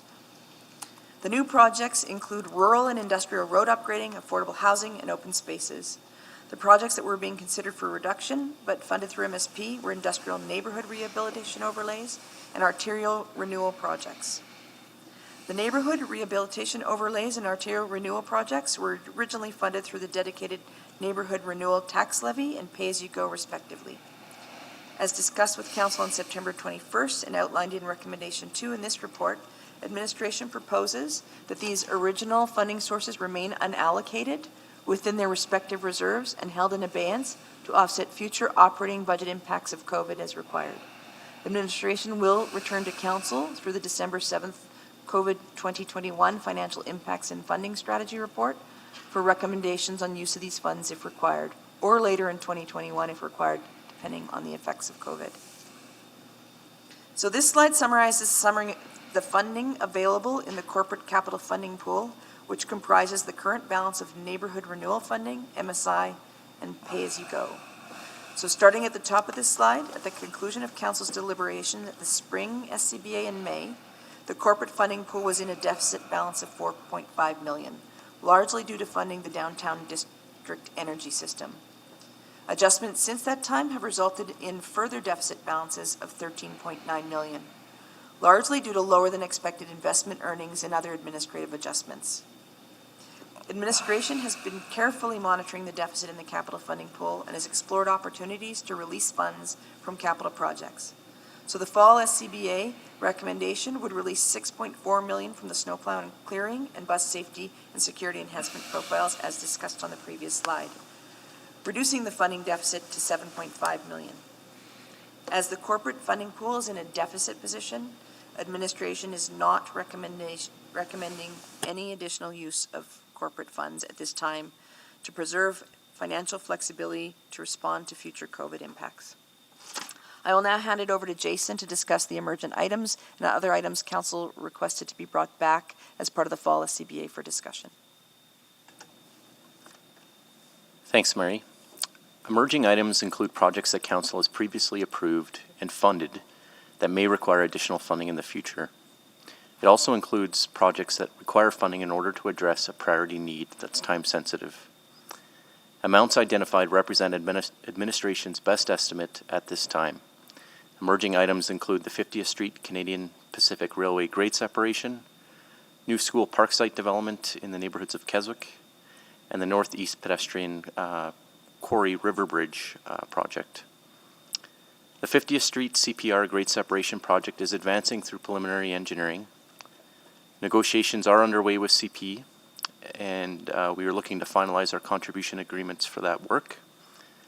The total project costs exceed our previous estimates when the grant funding was first approved at an earlier checkpoint 1, to take advantage of the grant funding that was made available at that time. The full delivery of the project is estimated to require an additional $8.1 million of funding. Depending on the outcome of the negotiations with CP, as well as some of these funds may be required from the city. In addition to that, the sale of surplus land after project completion and those contributions from CP may allow recovery of some of those city funds that are already committed. Without additional funding, the project would remain on hold at checkpoint 4. Funding is not required at this time. The project will continue to advance with utilities and preliminary site work in 2021 from existing available funding. On April 14th, 2020, the province announced funding for 2 new schools to be located in the Keswick neighborhoods and open for fall 2022. In alignment with the joint use agreement between the city and the 3 Edmonton area school boards, the city's obligation to complete the park site design and deliver a base level, grade level seed scope for those school park sites is required. The estimated cost for delivering on these 2 sites is $6.0 million. The Northeast Pedestrian Bridge is a new addition to the emergent items list and had been previously identified as one of 3 projects as part of the RVA's Phase 2 package of projects. The Northeast Quarry Pedestrian Bridge has since been singled out as a priority by the RVA. The total estimated cost at checkpoint 2 for the Northeast Pedestrian Bridge is approximately $24 million. Administration has brought forward a standalone capital profile, as mentioned earlier in the presentation, to fund the project up to checkpoint 3 to align with our PDDM and our capital governance policy for a total cost of $4.4 million, primarily funded within existing funding sources, 2.9 from the city and a balance of 1.5 from the RVA, and the RVA funding is primarily from the province and the federal governments. The preliminary design is expected to be complete by Q3 of 2021 and detailed design by Q1 of 2022. Tender the project in spring of 2022, with construction expected to start in the summer of 2022 and finish by the end of 2024. At completion of the preliminary design, administration will bring forward a further request as part of the spring SCBA for funding for the detailed design and delivery with a more refined project estimate once checkpoint 3 work has been completed. Based on the current estimates, the cost for detailed design and delivery will be another $19.6 million, and the city would be required to come up with $1.1 million in funding to fully match the partnership funding made available. And that includes a total contribution to that project by the City of Edmonton of 1/6 or 1/2 of 1/3. Next slide, please. So this slide provides updates on items Council has chosen to bring back for their consideration as part of the SCBA process. Attachment 9 to the SCBA report includes detailed updates on all of these items.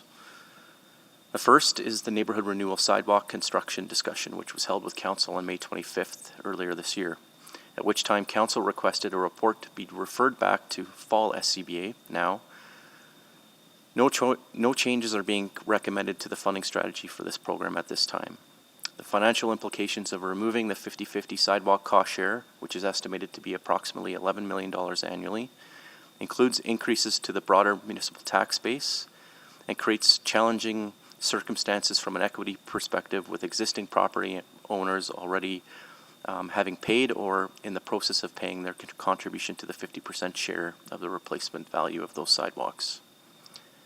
The second item is a report on inefficiencies that would be realized with the construction of the Ambleside Services Yard project. A report is expected to be brought forward as part of the spring 2021 SCBA to better affirm the estimated efficiencies with operational analysis work currently underway by city operations as part of the Reimagine Services fleet, facilities, and open spaces work that they have planned. Administration also currently estimates initial funding for land acquisition for Blatchford. This is for the Metro LRT extension in the northwest. From Blatchford to Campbell LRT is estimated at $17.5 million, primarily for the corridor along 113A Street.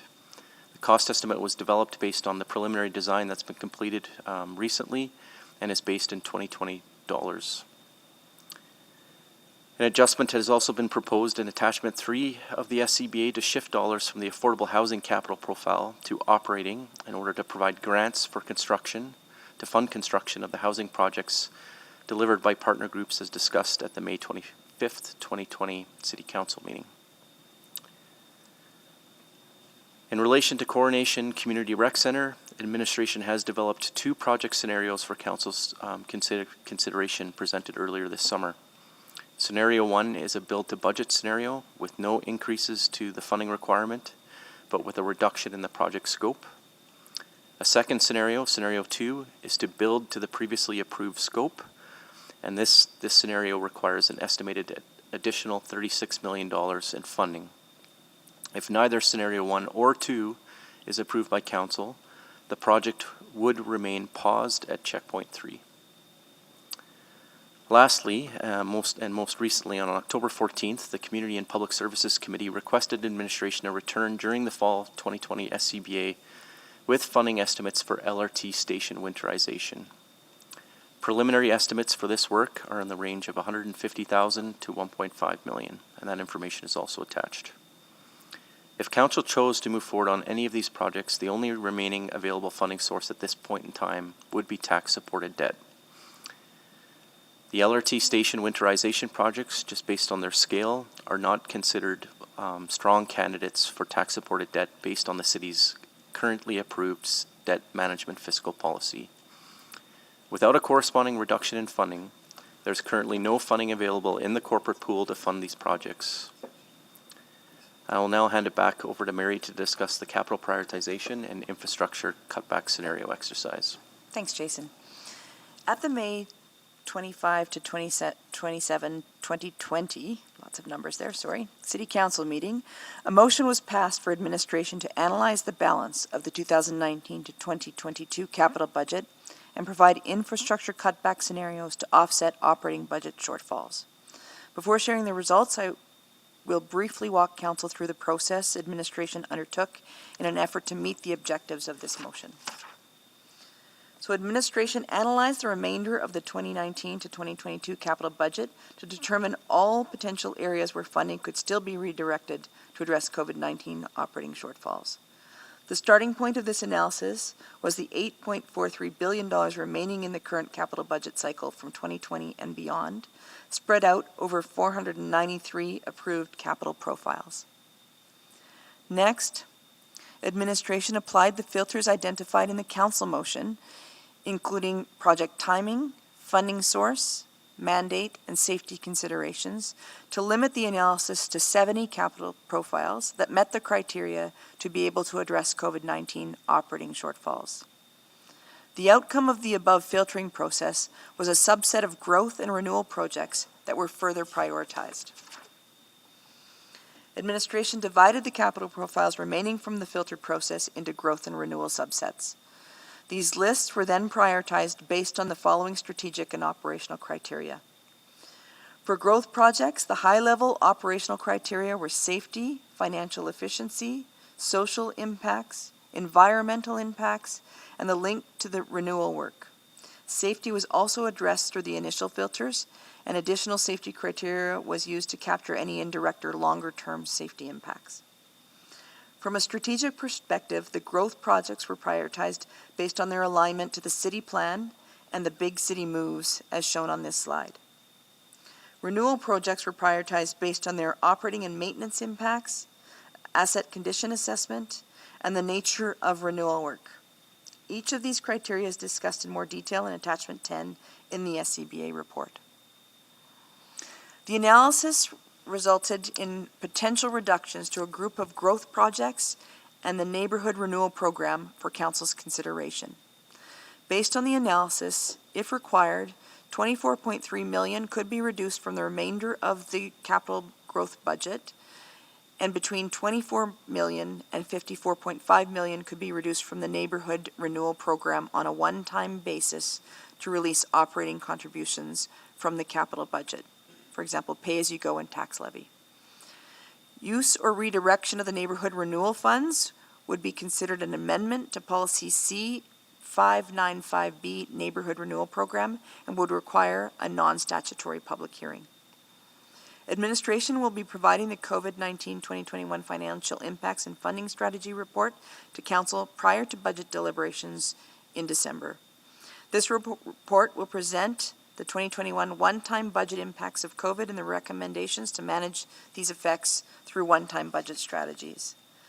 Since the capital prioritization motion was passed on May 25th, funding has been committed from both the federal and provincial governments to mitigate the impacts of COVID on the economy and the city's budget.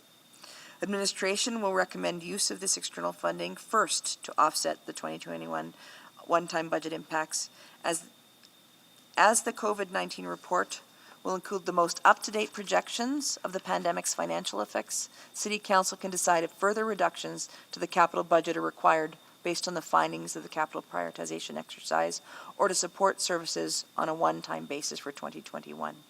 I'll now turn it over to Adam to close. Thanks, Mary. Thanks, Jason. So to recap, our recommended capital budget adjustment for tax-supported operations will result in an increase of just under $74 million over our current capital budget cycle.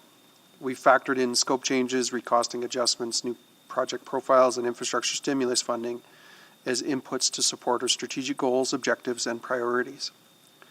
We've analyzed and prioritized the remaining 2019 to 2022 capital budget to identify potential offsets to operating budget shortfalls while still supporting our commitment to growth and renewal. And bringing forward these capital budget adjustments, our intent continues to be to put Edmonton on solid footing as we navigate through the economic and pandemic recovery. Happy to take questions. Thank you very much. Speakers list should be open, but Councillor Nicol had selected this as well. No, most of my questions were around the provincial funding source because I believe that's probably our greatest risk right now in terms of our cash flow. So I'll wait for that conversation. Okay, thank you. Councillor Essinger. Thank you. And I'll start with just trying to understand those that are unfunded. Are they unfunded now until the next capital budget, or just for a year, or how do you envision that? They're unfunded until council directs them to be funded. So they would remain unfunded and on the unfunded list, which we bring back at all budget adjustments until there was a direction to fund them. Okay, and I do have some specific questions, and just so I can get ready for the future conversation. This, in attachment 9, you show 2 options for the LRT land acquisition from Metro Blatchford to St. Albert. And you have a couple scenarios there. Are you recommending any of those scenarios? Just help me understand what you mean there. The one we've brought forward for council's consideration is related to the proactive approach. So that's essentially looking at the 17.5 million as a whole to be able to pursue that approach. But we could still continue on option 1, and that's just there. It's our business as usual approach. It's just there for your context and for deliberation by council to decide on one. Okay, thank you. And under the Coronation Rec Center, I see it on, I think it's attachment 10, a reduction, and I see the 2 options. I think it's attachment 9. Could you just walk me what you're thinking on this one? Well, I think going back to August, I think what we heard from council or committee at that time, that the choice in hearing from our partner group that's been brought along the journey on the development of that project, that it would be a hard adjustment to be able to do an about course with the community as well as the partner groups that are engaged in that work, to be able to go back and pursue scenario 1. But it's also in recognition that scenario 2, which is really holding our scope of work constant and fixed, that we need to still reconcile for ourselves before we proceed with actual any construction, is we need to be able to close a funding gap of approximately $36 million. So those are effectively the choices there for council's consideration. And then of course the other alternative at this point is that we just put the project on hold, and that's if neither of those scenarios are selected or chosen by council, the project would be just placed on hold at checkpoint 3. So, something I've heard from some of the groups involved is there a way to move that forward in a phased approach? Would we ever contemplating something where we did a bit of the work to get ready for it, bit of investment, but pause the build phase? Sorry. Yes, and I believe we have the $112 million of approved tax-supported debt as part of that profile, so the funding is effectively there to be able to move the project forward from checkpoint 3 to checkpoint 4. But in order to do that, so we could still continue to advance the design, similarly to how we chose to do it for Lewis Farms, which is funded to checkpoint 4. But we would still need a decision on or some form of direction from council on what to include for the scope, recognizing that the further we go down the design path, the harder it is and the more sunk costs there are related to advancing that work. So we'd still need to be able to understand under what design premise we're advancing the project on to allow us to continue the work to checkpoint 4. Okay, so that would need to be a motion coming forward, so you would have clarity and then be able to pause it at a certain point. Correct. Okay, I think those are all my questions for now. Thanks. Thank you. Councillor Zadig. Thank you. In the capital budget, there's talk of rehabilitating 2 fire stations, which are sort of in the just under 10 million each, sort of 8 or 9, if I recall. I'd want an understanding of the ability to fight fires. Does the actual fire station, how much of an impact does that have on it? I know it's great for the firefighters when they're not actively out, but I get that a fire truck would be effective in in new fire trucks, which are not being asked for, would be effective in fighting fires, but just wanted an understanding of how the fire station plays into that. Sorry, and your question So, is how is the with operations modernized- impacted? Yeah, sorry, I'll try and be quick here. Does a modernized fire station increase the ability to effectively fight fires? No, I'd say we're not looking at functional improvements that would improve the efficiency. You know, we do look at how it operates to understand whether or not there are changes or updates that are required, but largely the scope of work that's identified for those two projects is from an infrastructure condition basis. So those are strictly renewal projects. We do account for upgrades as it relates to code requirements so an example of that would be as part of the safety operations related to fighting fires, there's a requirement to have confined space for off-gassing of equipment after fighting a fire. So we do include provision for additional funding to support the enabling of development of a gear room. So there are some smaller growth elements that are added to the project, but they don't enhance the efficiency or effectiveness of their ability to work out of that facility. Thank you, I understand. Okay, that's good to know.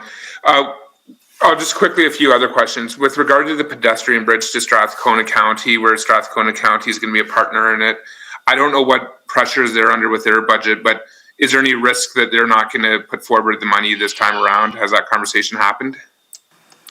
We've signed a memorandum of understanding, so it's non-binding, but effectively we do have kind of at a higher level, a strategic level, an understanding that they are committed to the work. It's my understanding that they have put forward their side of the funding towards that project.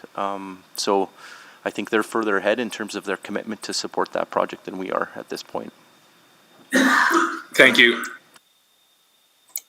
Does the closure of the asphalt plant impact the cost of asphalt for us and have an effect on roadway projects that we have going on?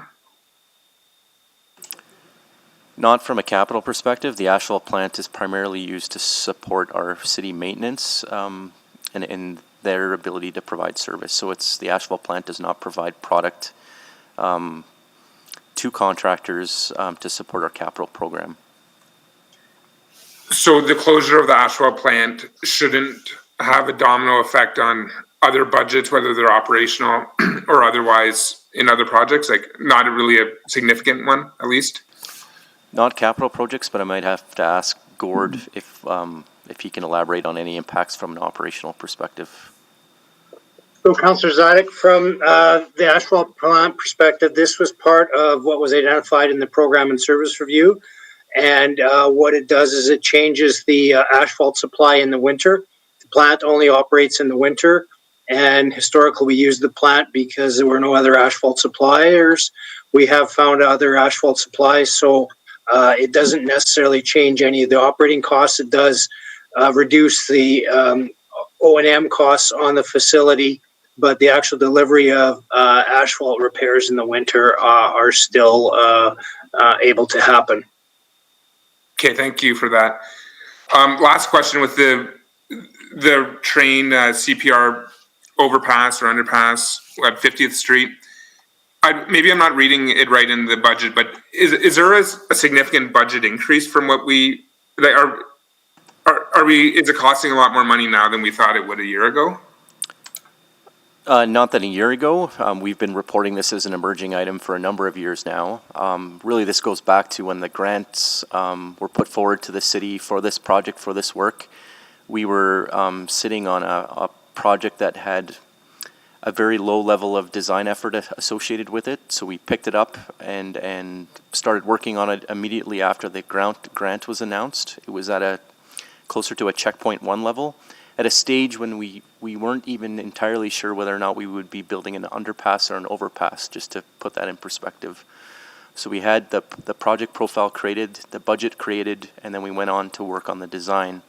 And since that time, I think earlier estimates, we were expecting it could be as high as $30 million over the earlier estimate. I think we've refined and honed that number down to a maximum upset level that we're targeting or expecting. That's $18 million.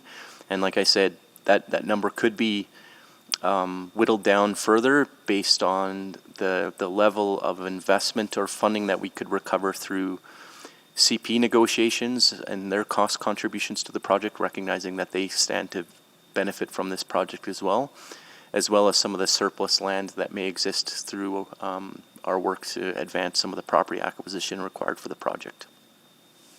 Okay, thanks. Thank you. Councillor Cartmel. Thank you. Just a couple of quick ones. Thanks for the report and for the presentation today. Will the information that comes forward on December 7th include an operating cost of capital estimate for the projects that are not yet complete and in operation?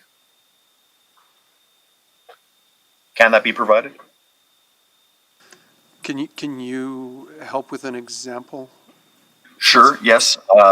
So we have a few projects that are approved but are in construction. So that would include Terwillegar Drive, Yellowhead Trail, LRT projects, and we've also, as just mentioned, are contemplating Coronation Rec Center. So, an estimated operating cost of those capital projects, kind of going forward, and obviously an estimate that would be, perhaps not including inflation, but just gives us an eye to what the effect of those projects will be on our operating budgets in future years. I think we do have some of that already, Councillor Cartmel, and certainly if you're seeing some gaps, feel free to reach out to myself or Mary. And when you said December 7th, I just wanted to make sure you meant December 9th when we begin deliberations. I'm sure I did. Okay. Mr. Yeah. But yes, we'll be prepared to answer questions on operating impacts of capital on the basis of the current program. Great, thank you. And then I'm sorry, this is a bit nitpicky, but in attachment 10 for projects under consideration to perhaps be deferred or canceled, there's the transit priority improvements from Heritage Valley to Century Park. I thought those were already underway as part of the park and ride facility construction. Councillor, that project has been put on hold, recognizing we're still waiting a decision on the business case and Capital Line LRT extension to the south. So we recognize that investment would be throwaway and would have limited value or benefit, recognizing the anticipated construction that may occur with the Capital Line extension. But because we haven't made that decision yet and we haven't had confirmation on the funding, the project has just been put on hold. That I should caution that some of the signalization improvements to support the immediate operations of the bus service connecting to Heritage Valley are proceeding. It's the larger scale road widening to support that isn't proceeding. I see. Okay. Thank you. That's helpful. That's all my questions. Thank you, Councillor Wall. So just following up on that, if for whatever reason that LRT construction project was stuck to its original time frame, which was much longer term, the money's still there to then do that prioritization work, is it not? Like it was funded, or did I miss something? Sorry, what was funded? The transit priority improvements along the 111th Street corridor? Or? Yeah, that's right. Yeah, those have been funded and the money it's sitting there on hold pending a decision on the Capital Line LRT. Yeah. And if that decision was, we're not going to do this for 10 years, just say, yep. Then that money could be deployed. Exactly. Okay, that's fine. And I think that was wise to hold it back, and because it would be throwaway costs in a much shorter period of time. So I get that. And the other, just the second question I had was related to the LRT winterization. That would be classified as renewal, I presume. No, it would be growth. It's functional enhancements, and it's not related to the existing level of service. It's changing the level of service that customers would experience at those stations. So it's an enhancement. Therefore, it's classified as growth. Okay. Well, I'll follow up with you on offline about that before we talk about it further. Thanks. Thank you. I've got a few questions, but I think they can wait till we get into debate. Just to verify, this would also be referred to the public hearing so the public can provide feedback on capital budget? That's correct. Okay. So the only decision for us today is to refer this report also to the budget public hearing. And then we'll get into it in further detail subsequently. So, and on the question of the in private discussion about intergovernmental, we could do that now, but I think in 2 weeks' time, if we put it on that agenda, we can compare notes, because admin has some intel from administrative conversations. I have some intel. Others may have intel. I just think rather than slap and dashing it today, I think 2 weeks from now is probably a chance to organize the information in advance of deliberations in December. So as to those questions about the grant environment, I absolutely think we need to have an in-private discussion on that, but just going to propose we do that in 2 weeks, not try to cobble that together for today. So we can pass a motion to that effect, or you can take my undertaking that we'll bring an in-private discussion forward for council in a couple of weeks. Mr. Mayor, as part of our COVID financial update, similar to previous COVID financial updates, there'll be an You'll address that in there? Well, no, there'll be an in-private component that's required related to that. Oh, perfect. Okay, that's where we can cover it then. Yes. Okay. In advance of the deliberation, so we'll have the same information. That's good. Okay. All right, so someone want to move referral? So moved. Thank you, Councillor Walters. Seconded by Councillor Essinger, I think. Do we want to try a vote? Please, let's try. There it is. That was smooth, on my end anyway. Mr. Mayor, before we break, are you able to just kind of walk through what we have remaining? Yes. Okay, yeah, we'll do that.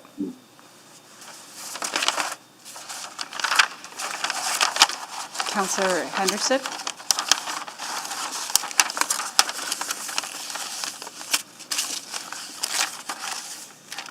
Councillor Henderson and Councillor Cartmell? Whoops, I'm a yes.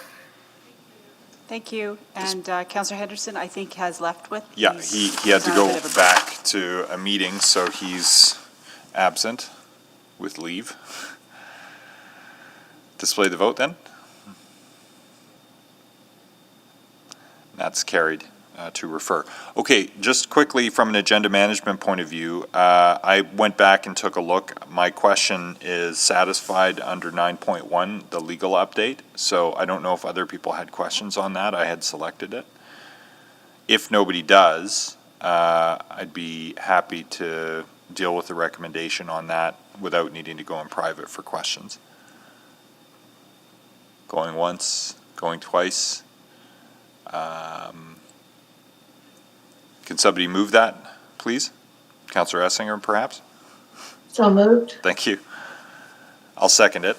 On the recommendations in 9.1 and to be kept in private subject to Section 27 privileged information, please vote. Then folks don't have to come back for that one.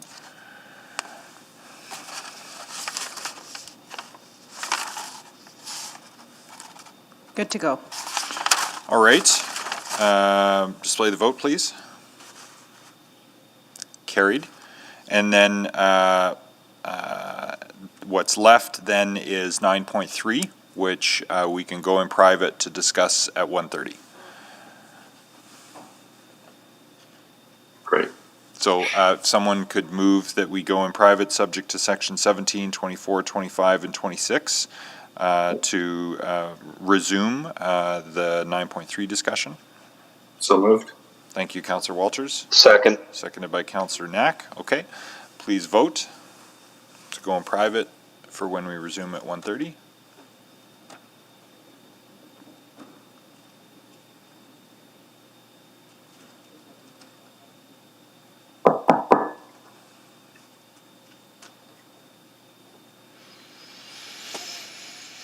Here it comes.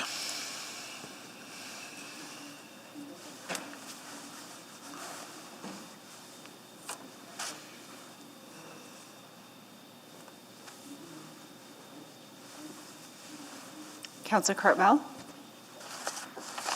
I'm a yes. Thank you so much. We're good to go. Thank you. Display the vote.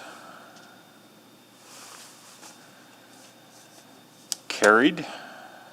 And so we'll see you back here at 1:30. And once again, thanks to administration for tremendous amount of work to get to today on budget. And we'll pick up that discussion in the coming weeks. So until then, we're in recess.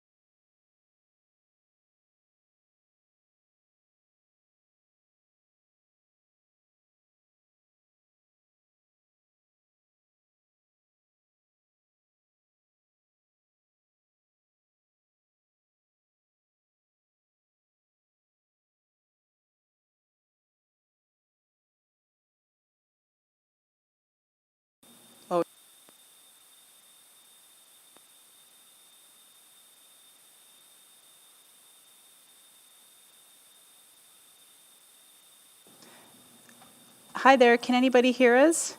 Councillor Henderson, Councillor McKean, thumbs up. Thank you. And we're streaming online. We're just taking a few seconds and then the mayor will come back. Thank you.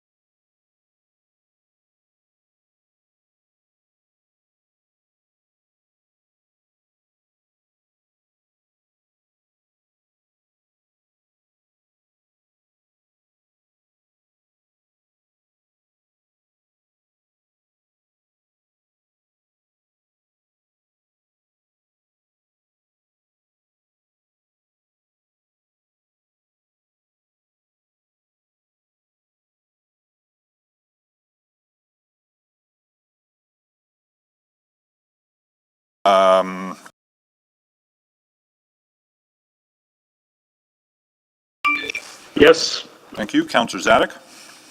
I'm here. Thank you. Councillor Essinger? Present. Thank you. Councillor Hamilton? Also present. Thank you. Councillor Henderson? I am here. Hello. Councillor Knack? Yes, I'm here. Thank you. Councillor McKean? Here. Thank you. Councillor Nickel?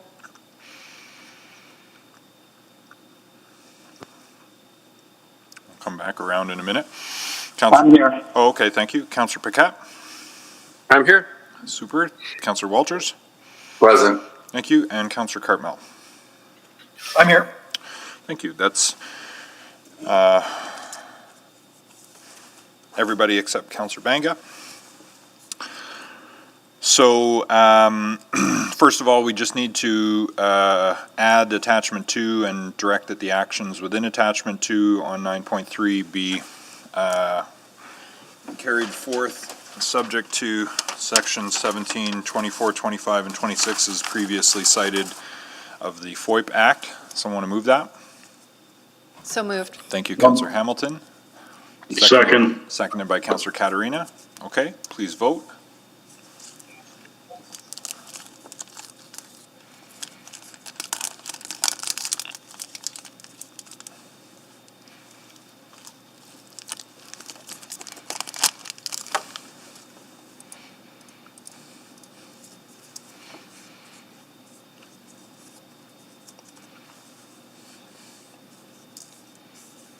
Councillor Katarina?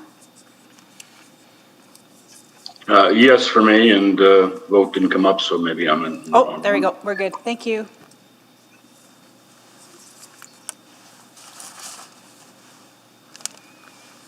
We have all the votes, Mr. Mayor.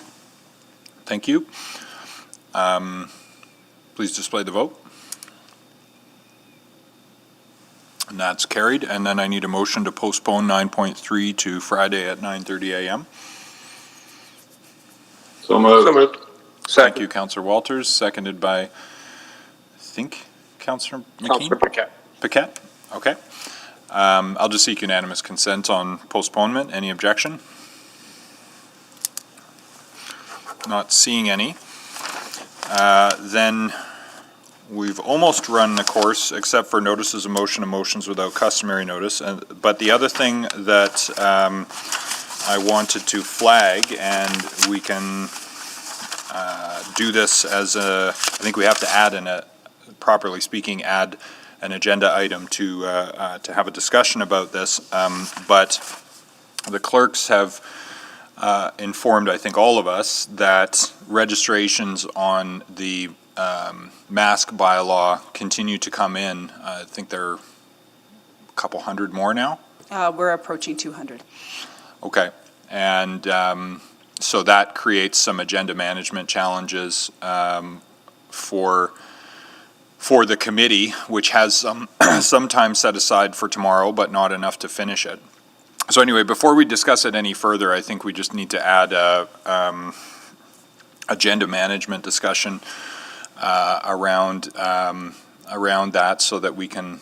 There are some different options for what to do, and from a public health point of view, I want to get this bylaw back in front of council in a timely fashion before it expires. So for me, there's some urgency, but I need a motion to add that item to the agenda.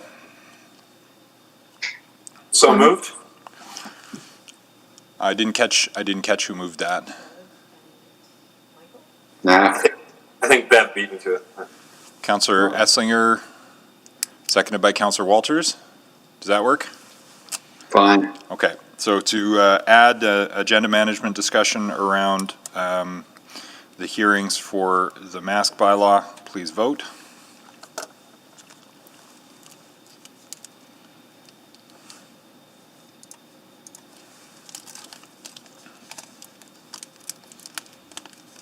Councillor Katarina?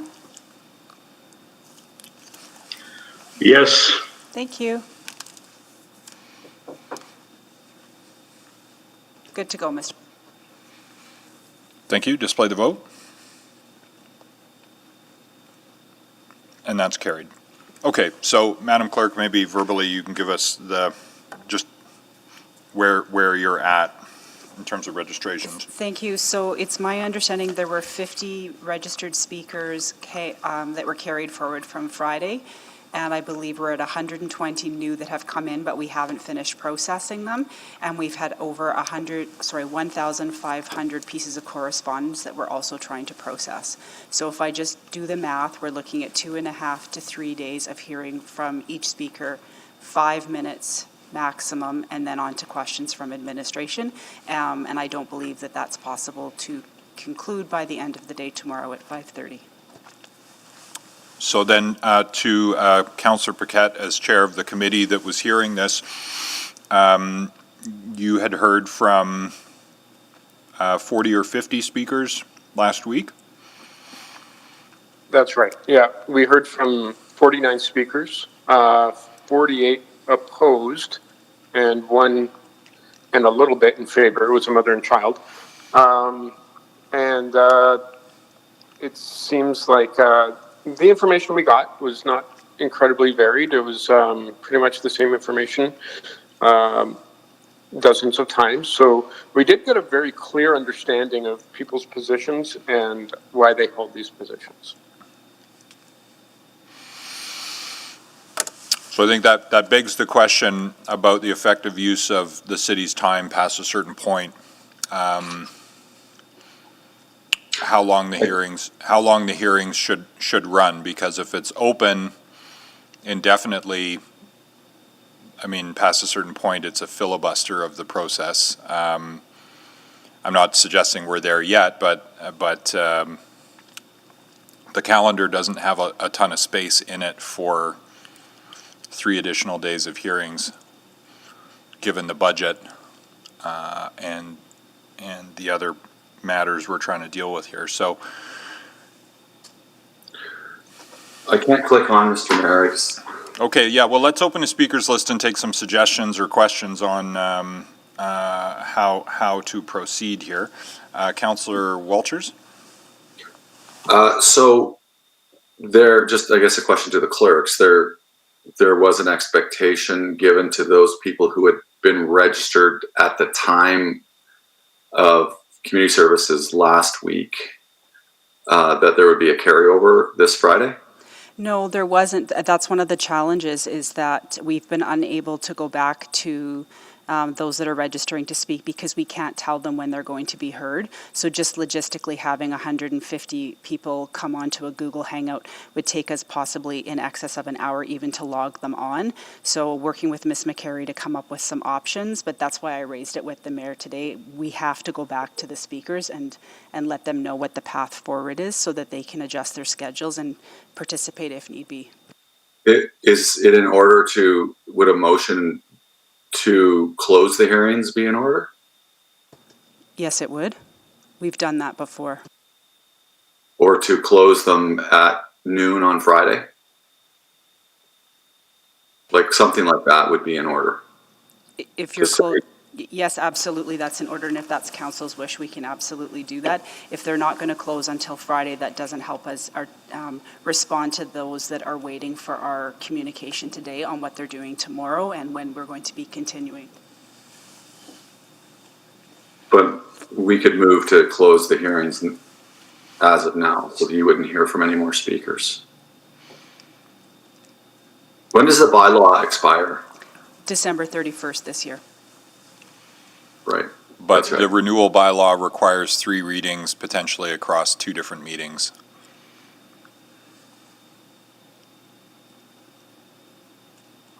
Which to maintain it. Yeah. I'll move that we close the hearings. We don't hear from any more speakers. I'm just, would you mind holding on that just so we can get some different perspectives and then understand just what the parameters and options might be around that? Because it's a non-statutory hearing, so we have broad latitude for council to essentially take back jurisdiction over the bylaw. It was routed through committee, but it is ultimately council's report. So council has broad latitude, but I think I'm just going to suggest through the Q&A we might see what all the options are and then build a motion accordingly.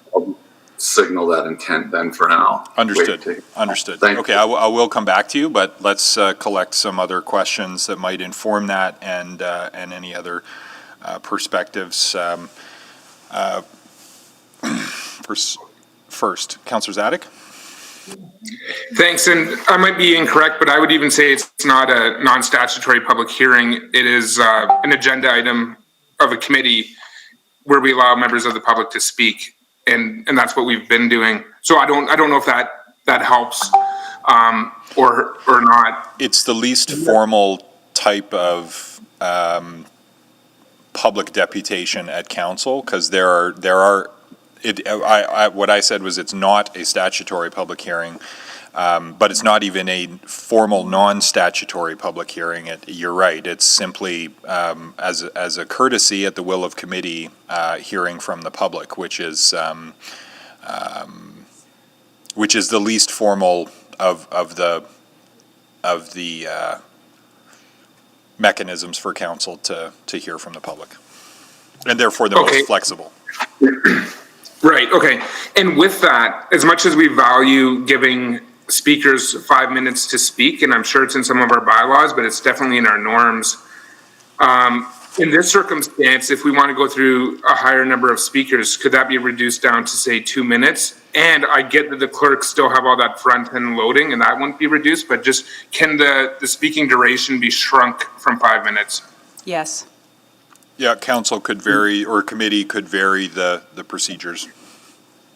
Okay, I'm more comfortable going in that route. And for everyone that's currently scheduled to speak, I think that they should. So the indication from Councillor Walters, I'm not sure if he was going to say cut it off right now and we don't hear from more people, or if we cut it off and those that have registered can still speak. I'm not, and obviously that's not before us at the moment, but I'm curious to know if the thinking is that we allow those who have already signed up to speak, especially those that were a holdover from the first meeting. So I would, just kind of speaking to what the discussion, even though we don't have a motion before us, I'd be comfortable with 90 seconds to 2 minutes for speakers and everyone that's already registered for them to speak, but we cut it off today and don't allow any more. That's all. Thank you, Councillor Zadek. Councillor Knack. Thank you, Mr. Mayor. I think that might be the right approach, which is, I'm happy to hear from everyone who has taken the time to register. We made our way through the list, but there were folks who, for whatever reason, were unable to join on the Friday meeting. So we'd actually reached the end of the list, but there were a number of folks who had registered who were not in attendance. So I just want to say that out loud. But we felt it was important as a committee, and committee unanimously supported hearing for 4 more hours on Thursday. So looking at sort of the math, that's about not quite 6 hours. So while I'm not too keen on extending too long tomorrow night, if we went to that 2-minute approach, we could finish it all maybe by 7:30.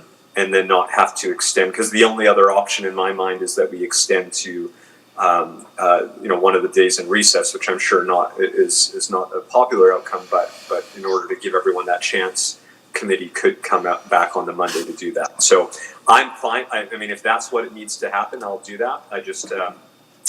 But I'm also equally fine with seeing if we can get through everyone with a reduced speaking limits tomorrow night, with a maybe hard stop at 7:30, as I do have some prior commitment that night that I really shouldn't be missing. Thank you. Councillor Henderson. Well, just an observation, and there's no way of knowing this for sure, but I'm guessing the reason why the list got longer again is because word got out amongst all the people that want us to renew the bylaw that they hadn't, that there'd been a huge number of people speaking against the bylaw. So I'm guessing the added voices are people that are now going to, just a guess, we can't know for sure, that there'll be a whole bunch of people that's certainly what changed in the email flow, that there may be a whole bunch of people wanting to speak with the opposing point of view that the bylaw, in support of the bylaw. So recognizing that may be what's happening here, and that it's not really about getting new information. It's about people being able to show if they're pro or con. I just share that as information because, and I don't know if that should or affect how we deal with this, but I think that there's a good likelihood that that's what's happening. Thank you. Councillor Hamilton? I agree with that perspective from Councillor Henderson. This isn't, I think it's within the prerogative of the chair to, and frankly council, to make a call as to whether there is new information that could be added to the discussion that would change the decision-making process. From what I've heard from Councillor Paquette, there is, I don't at this time believe there is new information that could be added, and I would add that I have concerns about, while balancing out people's right to privacy, how much of this has gone national or international, and potential interference therein that I think we should be aware of, that there may be people who are coming in from other municipalities to share their opinions on what this city and this council, which is dealing with a very serious and quite severe public health crisis, does, without respect for the time and financial capacity of this city to not just manage their input, but also manage the crisis as a whole. I think we owe it to our administration to be respectful of that time and that energy. I am very concerned about the attempts by others to delay the bylaw to the point that I'm afraid we will put people's health and safety further at risk. So I am prepared to make a decision on this week and today, if necessary. I support Councillor Walters, him saying that that he's prepared to move closure. I think there are other avenues for people to tell us that they do not, their opinion of the bylaw, but I truly ask this council if further input would change your decision on this. And recognizing that we have a very busy couple of weeks ahead of us. It's ultimately committee that will have to sit through this, but I can share that my schedule is just as crowded as everyone else's. And I don't think anybody is enjoying this pandemic by any stretch. I don't think anyone is enjoying any part of this public health emergency, but I think that we have to be decisive. I think we have to move on. I think we have to focus on the long-term strategy of the city, including getting through a very difficult budget and the very difficult conversations that are ahead of us in the next couple of weeks. This is, I think we need to make a decision, and I think we need to make a decision this week. That's all. Thank you, Councillor. Thank you, Councillor Hamilton. Councillor Essinger? Thank you, and I share a lot of the concerns I've heard, and I'm really concerned that we're getting people coming to speak to the Edmonton Council that don't live in the city, and I'm not sure if there's a way to discern who lives here. And I'm not sure if it feels respectful to say, well, everyone else had 5 minutes, this group will get 2 minutes. Maybe it's fairer to say, would everyone please submit in writing your comments so that we can move on with the decision? Or maybe we at very least give them all the option to submit, because it's not like there's a lot of new information. Maybe there's another way. I don't know if legally we can tell people that don't live in the city of Edmonton they can't speak. So Ms. Jacobson, that question has actually come up and we have discussed it, and Ms. Jacobson's on the call, and I would ask her to respond to that, Councillor Essinger. Councillor Essinger, there is a challenge with asking individuals because it's not information that is directly relevant before council. You would be cleaner, I would suggest, to make a decision without consider residency. Okay, because I think that's one of the challenges we're facing. They're coming out of the woodwork on both sides, so that's all my thoughts. Thank you. Councillor McKean.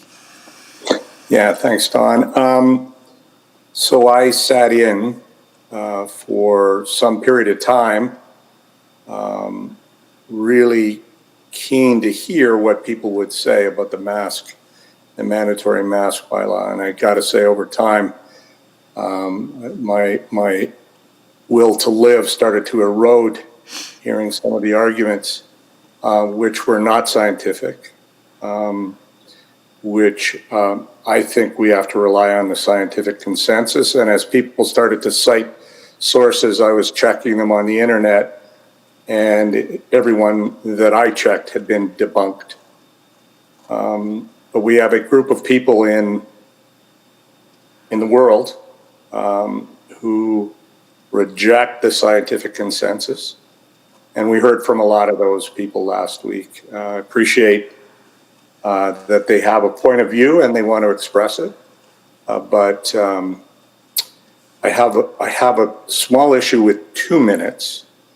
I certainly wouldn't want to be the chair running that meeting because I think it'd be really cumbersome and it would be really hard to hold people to 2 minutes, especially as I think maybe it was Bev who said that we've offered 5 minutes to other speakers. I might limit it to the people that had originally signed up. And Councillor Walters talked about noon Friday. I wonder if he meant noon Thursday. I would support noon Thursday, which would be the continuation of the committee agenda, as I understand it, that I can see in my calendar anyways.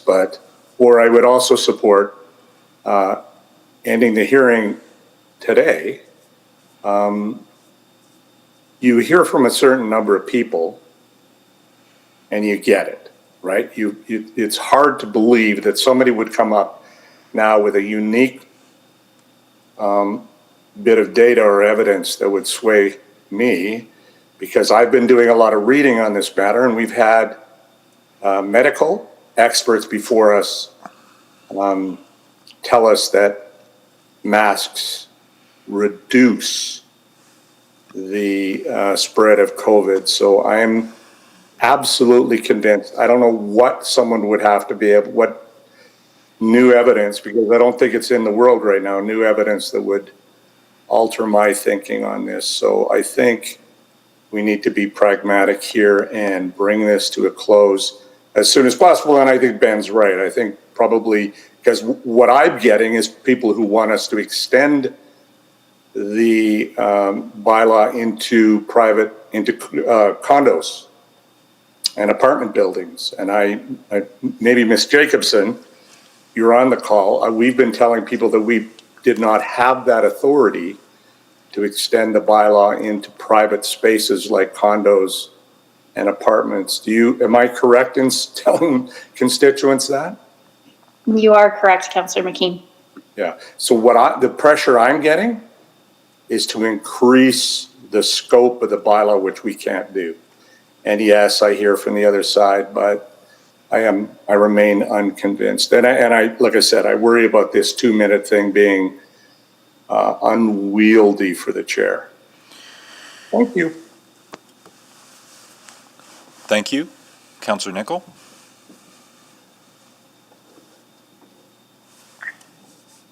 Public health issues cannot be debated infinitum. So I would suggest we finish off from tomorrow's hearing, and those who can't make it, in terms of public speaking, a request be sent to have their submissions in writing. Sorry, we're having a little trouble making you out, Councillor. Reception's a little choppy. We got the first half of that. Sorry about that. Is that better? Yes, thank you. One of the things in my house is that I have a lot of stone because I'm in the granite business, and so sometimes times my cell doesn't work. Okay, public health issues cannot be debated forever, so you got to close it. But I do think you should have the hearing tomorrow. Those who can speak on the list, they speak, and then the rest need to be notified that we will take their submissions in writing, giving them the option to for us to review the material. But to say that they can't submit something in writing or in absence of not speaking would, I would argue, be problematic. Thank you. Councillor Caterina? Thank you. And this is really uncomfortable, obviously, with the committee having to do this, but that's where it was assigned to.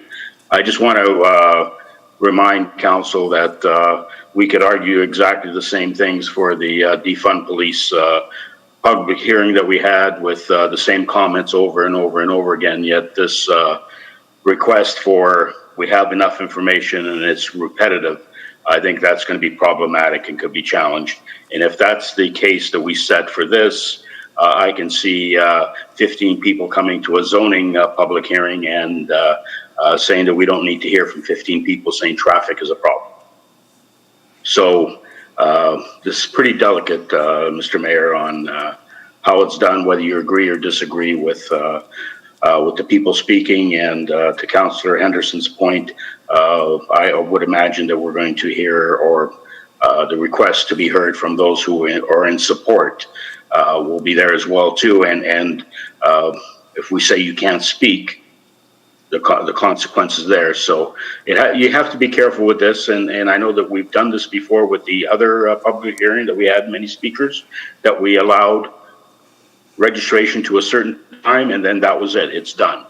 I think at this point right now, if you want to circumvent that with those that are already registered, I think that would be problematic for the city in all aspects of public hearings. Just my comments. Thank you, Councillor Caterina. I think all very thoughtful observations about the trade-offs here. My strong preference would be to get the bylaw before council on Friday so that we can at least give some indication of the direction this council is going, based on plenty of public input, plenty of expert input, and polling indicating 4-to-1 public support for this initiative. So I feel content that I have heard what I need to hear. However, committee has opened the door to some extension of the hearings beyond last Friday, and time has been scheduled. So I think it would, notwithstanding, I am not sure there will be anything persuasive and new tomorrow. I think it would be poor form to cancel a meeting that's already in the calendar. I would limit it to the 4 hours that is set aside from 1:30 to 5:30, because it's not just council's time, it's the city's time and clerk's time. And I would just caution that it's not just burdensome for the chair to police 2-minute or other different systems than we're used to, but that will be extremely burdensome for the clerk's office as well, which is managing all of this virtually for us under pretty difficult circumstances. And so I would caution that, whatever rules committee might adopt, if it is to hear from more people tomorrow, not everyone who is registered may be able to be heard. It may need to be first come, first serve if that's how it's going to work. I believe it should be cut off. I believe it should have been cut off on Friday, but I wasn't there. So at this point, I think we've got to close it off, and the reason why is originally the bylaw was supposed to come to council this week with time to spare to consider renewal if that is in fact the will of council, and I believe that it is, and I don't believe anyone's position has changed on that. I've heard no evidence to that effect. So I think tomorrow's got a ride, and we may be able to give some direction, or the committee may be able to look at some options for how to manage folks, and certainly response from the clerks could include an invitation for written submissions. I think that would be very appropriate. And it may be first come, first serve until 5:30, and then that's done, would be my suggestion. and that we do give direction today that council take back jurisdiction over the item and schedule it for discussion on Friday. Just to leave no ambiguity about the timeliness of the question from council's perspective, but recognizing that not all folks who had registered were able to present on Friday, and that there was additional time set aside. I think to cancel even an informal opportunity to hear from the public when that's been started, I think is tough, but I do think we're well within our rights because of the public health emergency that we are dealing with to close that off tomorrow at 5:30. So I don't know what the best mechanism is for that procedurally, but certainly a motion to the effect of scheduling the renewal bylaw to be considered by council on Friday would be my preference. So.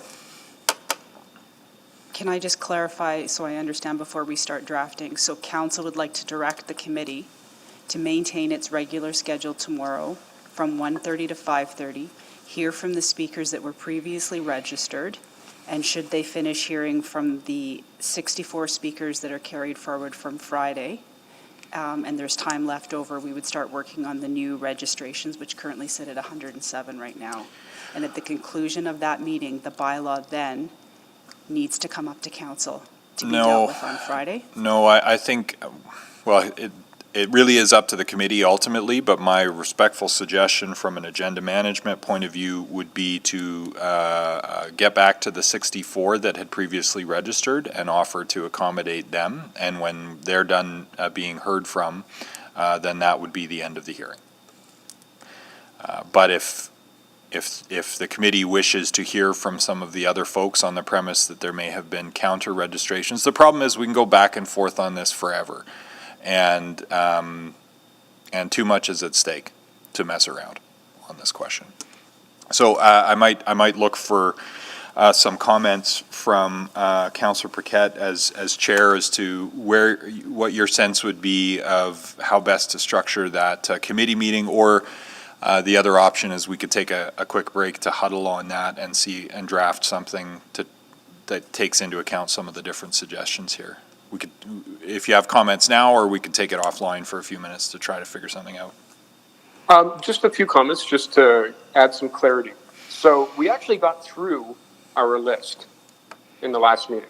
We got to the very last speaker who was called to present.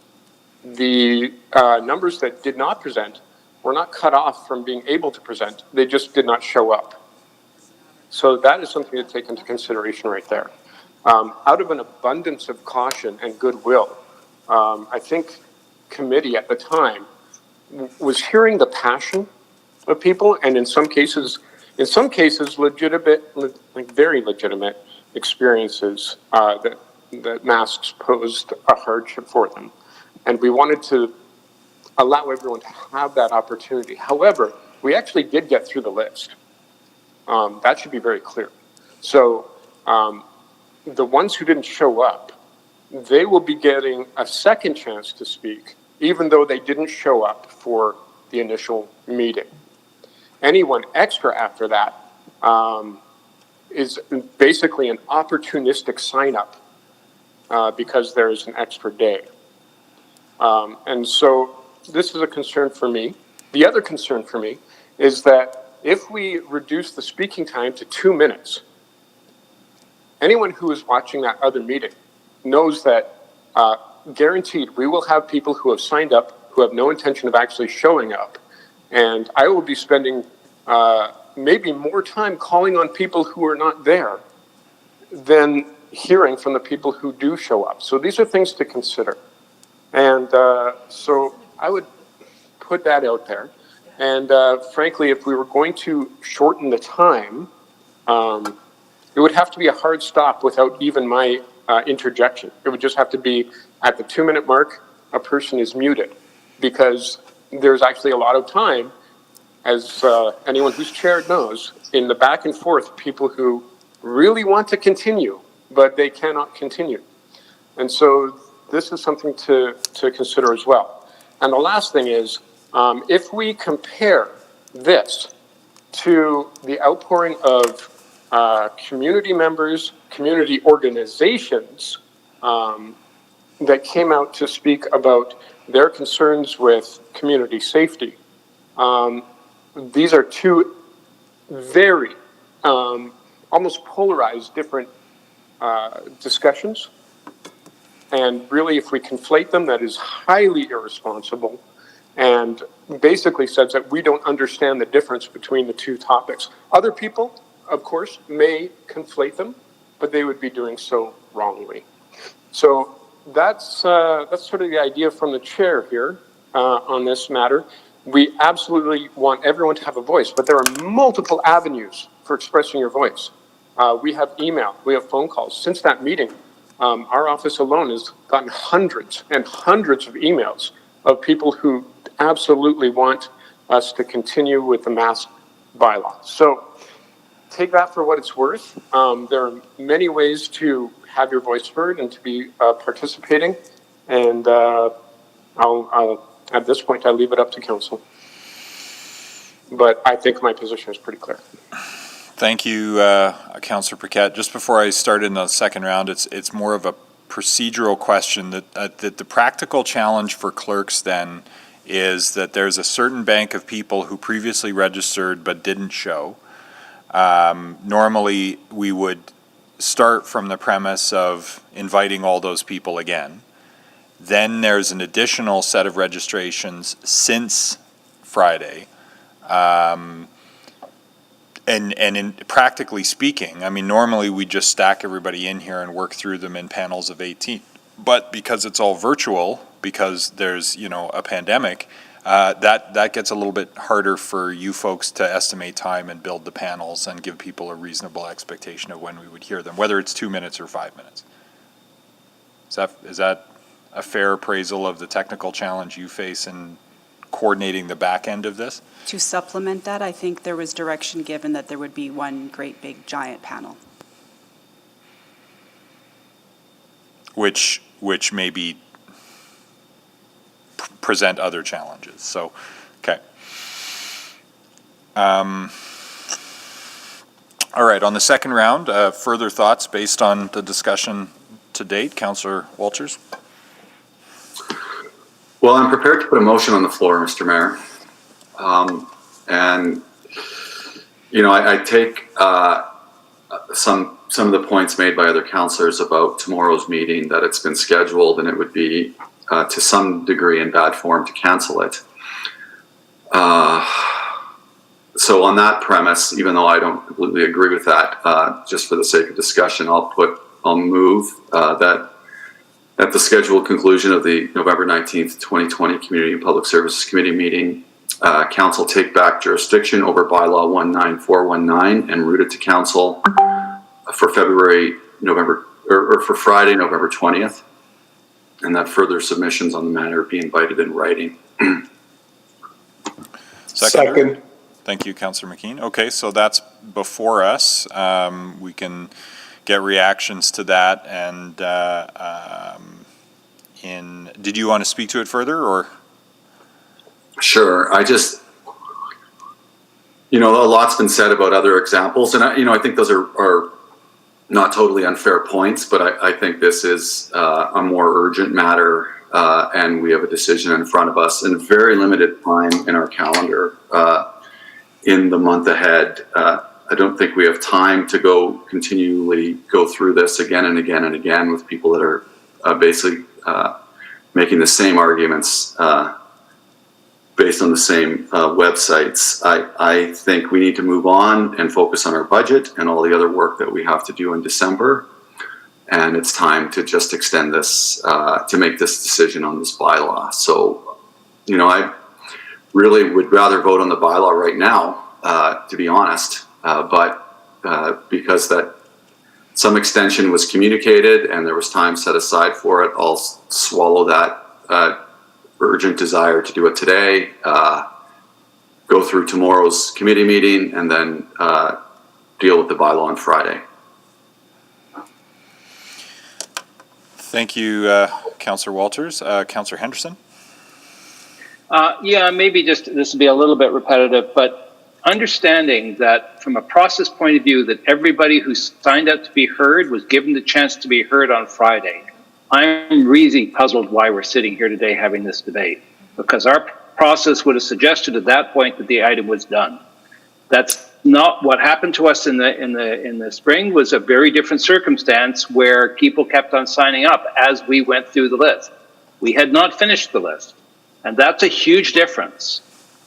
So, I mean, I would feel comfortable, given that everybody who signed up to be heard was given the chance to be heard on Friday. I would have been comfortable voting today. Understanding that another commitment has been made and another meeting is being scheduled. If the committee felt that they wanted to do that, that's, at this point, there's probably no going back from that decision. And unfortunately, it opens up a hornet's nest because you now won't be expending the list. And I think it would have been way better once everybody had been heard on Friday to say, is there anybody else who wants to be heard? And the answer was no at that point. So I'm really puzzled as to why we're sitting here having this discussion, but that ship has sailed. I do think we've done due process, and that everybody who signed up was given the chance to speak on Friday, and some of them chose not to take it. I think given that, I mean, I think this is an unfortunate situation, but I think if we've now opened up exactly the hornet's nest that didn't need to be opened up. That is similar to the situation we're in the spring, where we couldn't hear people in enough time to be able to say, okay, that's it. That we hadn't caught up. But what I'm hearing from Councillor Paquette is everybody who wanted to speak was given the chance to speak on Friday. And at that point, I think probably it should have been sent up here. So if the meeting's being scheduled, I think probably we have no choice but to go ahead with it. So I'm prepared to support Councillor Walters' motion. But it seems to me we've created an expectation here that didn't need to be created. Thank you, Councillor Henderson. Councillor Zadig? Thanks. Just a few comments, a few observations, and a question or two. So, committee did go an hour longer on Friday, and to put that into perspective, that's into the dinner break on a Friday after what was a long week. But we were trying to get to hear as many people as possible. Then there was this desire to hear some more, and I don't want to support a process right now where we would cut off people that signed up to maybe a minute ago or so in good faith with the clerk's office. So that puts me in a tricky situation. My suggestion of limiting the time to something less than 5 minutes came from a place of trying to hear from as many people as possible and recognizing that there is some repetition going on at this stage, and that might be incentive for people to start and end with their unique commentary. Of course, 2 minutes, I use that as a bit of, to emphasize, sorry, my phone here, emphasize what could happen, but I think maybe 4 minutes or something would be appropriate, but that'd be up to the chair. Well, it might be up to the committee, but if the chair is not interested, I'm not going to advance that. But I'm going to want to hear from everyone that's currently registered, and I'm support cutting it off right away. I know the irony that we've, as a council of 12 people at the moment, have been talking about this for over an hour. And if you convert that to committee hours, if that's a thing, with 4 members on the committee plus one, that's about 3 hours of time of councillor hours that have been spent. So we're talking about it a lot right now. I'm on the committee tomorrow. I'm prepared to listen to more to those that have registered. Now, the question that I have, the process question, I think it's important that we ask questions of administration per our process. And I want to ask questions that have been raised in part to demonstrate that we've been listening to speakers. So can we, and this is a question either to the mayor or to Councillor Paquette as chair, can we start tomorrow by having questions of administration on what we've heard and questions about the extension to the bylaw, and then hear from speakers, and that way we don't have an abrupt cutoff at the end of the time where we haven't had that due diligence, which is why I went to committee in the first place. And then I suppose if there's time, you might say, why would we hear from speakers after we've asked questions? Well, then procedurally, I suppose we should have a way to go back around and new information, but I wouldn't mind getting some questions out of the way right off the bat. So can that be answered? I think realistically, since the entirety of the time tomorrow would be consumed with speakers, this motion takes back jurisdiction, which sort of saves a requisition, which would otherwise happen at the end of the meeting, on the premise that the questions of administration would happen at council. So, and it would be out of order. Council or committee could move a motion to change orders to ask questions and then resume speaking, but that would be very out of the ordinary and redundant, given that those questions are perhaps more properly put after we've heard from the public and only once all at council. So I would suggest that the Q&A occur. Best use of time would be at council on Friday. Okay, thanks. I'll weigh in as well since you asked. We could do that. If we did that, I think that would basically effectively end the public speaking portion of things once we ask questions of administration, because we will hear from Alberta's medical experts, and at that point, it would make no other sense than to proceed to close public hearing. As I said, everyone who wanted to speak was given an opportunity to speak. One of the members of committee had wanted us to extend to another day, who previously was not able to extend to another day, but wanted us to extend to another day because they had an expert apparently who wanted to speak. Well, that person did have a chance to speak. So again, this was a move made by consensus of the committee to hear from as many people as possible. But given the new light here, that we have suddenly far more people registering to speak, and I can pretty much guarantee that a great number of those will be people who want to speak in favor of the bylaw. I am entirely comfortable of people sending us written submissions. I'm not sure what the utility would be on this decision, which frankly, let's be honest, should be a provincial decision. I don't know what the utility would be to sit through another few hours of testimony from people basically saying, do not do it. I have alternate science. I have alternate ideas, alternate opinions. Masks cause disease, on and on and on. Maybe there is a point in giving voice to that for the public, so that we are very, very open about our process and everyone has a chance to be a part of their local governance, which I think is fantastic, and they should be. But there comes a point where we actually have to get on with the governance of things. And if we're not hearing substantially new information, and if in fact that information has been debunked and is potentially harmful to the public good, I cannot in good conscience support the idea that we would continue with the process as it was determined at committee. If it's the will of council that we do, I'm 100% in favor of it. I always believe that we should be giving voice to people. But at this point, we are up against a deadline, and we are up against what is literally a global pandemic. So that's sort of my feelings on that as chair. Thank you, Councillor Sadek. Did you have other questions or thoughts, Councillor Zadek? You're good? Okay. No, I'm good. Thank you. Councillor Knack?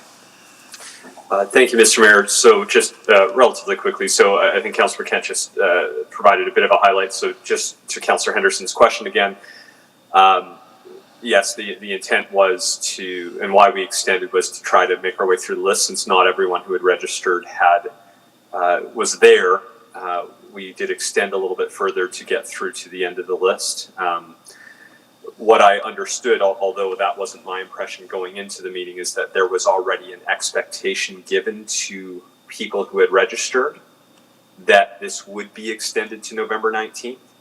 while committee didn't actually decide that until 6:15 on Friday evening, supposedly that had been relayed to folks. So that may be why some of the folks who originally registered were not there to speak. While I wasn't under that impression, I heard that submission from one of the colleagues on committee, and was happy to support hearing that continue on November 19th, although there were suggestions that I was looking to rush through it just to end it there, which was not the case. I just wanted to make sure we took the time, since we had a large number of people registered, to hear that. So anyway, with that said, and although I was unaware of that commitment that had been previously made before the meeting started, if there were residents who had that notion, then I think we should at least go through the 4 hours tomorrow to hear through folks. So just wanted to share that out loud and say I'm happy to hear from them, and then happy to have this discussion and complete it via council on Friday. So, and I think it would be wise to, as the caution had been noted about, this is more than just council's time or committee's time. This is also the clerk's time, and so I'm comfortable to go to 5:30 and end it at that point, and whoever's left would provide the written submissions. I also would have been comfortable to go into the recess with the other committee members on the Monday, but that's not the motion before us, so that's fine. Thank you. Thank you. Councillor Hamilton? I think that everyone on this council knows that I am perpetually grumpy about the amount of time we spend on pretty much everything because of that. And so I am proud to continue that grumpiness by saying that I think I would agree with Councillor Zadek in that we have talked about this quite substantially. I would also agree with Councillor Paquette in terms of, because I listened to that meeting, and I think I sent him some very confusing texts, but I think he gets the gist, they had heard from everybody who bothered to attend that day. And I respect that this will continue to be a difficult conversation for a lot of people, that it has not, that it is not broadly, or it is broadly favored, but there are people who still are deeply skeptical about it. I think we understand that. I also would position to this council that it is not a values decision. It has been informed time and again by input from public health authorities, and the public health authority continues to advise the wearing of masks indoors and when in close contact. So I do not believe that we have heard from the Chief Medical Officer of Health or any other public health authorities who have credible standing in this province and with this government, that there is any different information that should affect our decision making in this capacity. I agree with Councillor Katarina that we sometimes do not cap non-stat hearings, and as the, I think, resident grump on these things, I think we have probably at some point, this council have to talk about putting time limits on this, because our schedules can get quite overwhelmed. All of this, which is to say, I'm going to move an amendment that we strike the first sentence or the first clause of the first sentence of this, of Councillor Walter's motion, and that council today assumes jurisdiction over the bylaw, and we come back to questions of administration on Friday morning. End of that matter. That is my amendment. So Councillor Hamilton is moving. I'll second that. Seconded by Councillor Henderson to strike the first clause. And the force and effect of that would be to bring the matter directly to council for questions of administration. And the meeting would de facto no longer be needed tomorrow if the amendment were to pass. So that's before us, moved and seconded. Debate on that.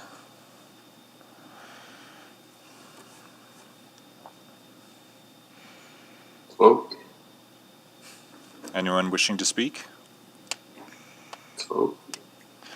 Please vote. My iPad died. I'll vote yes.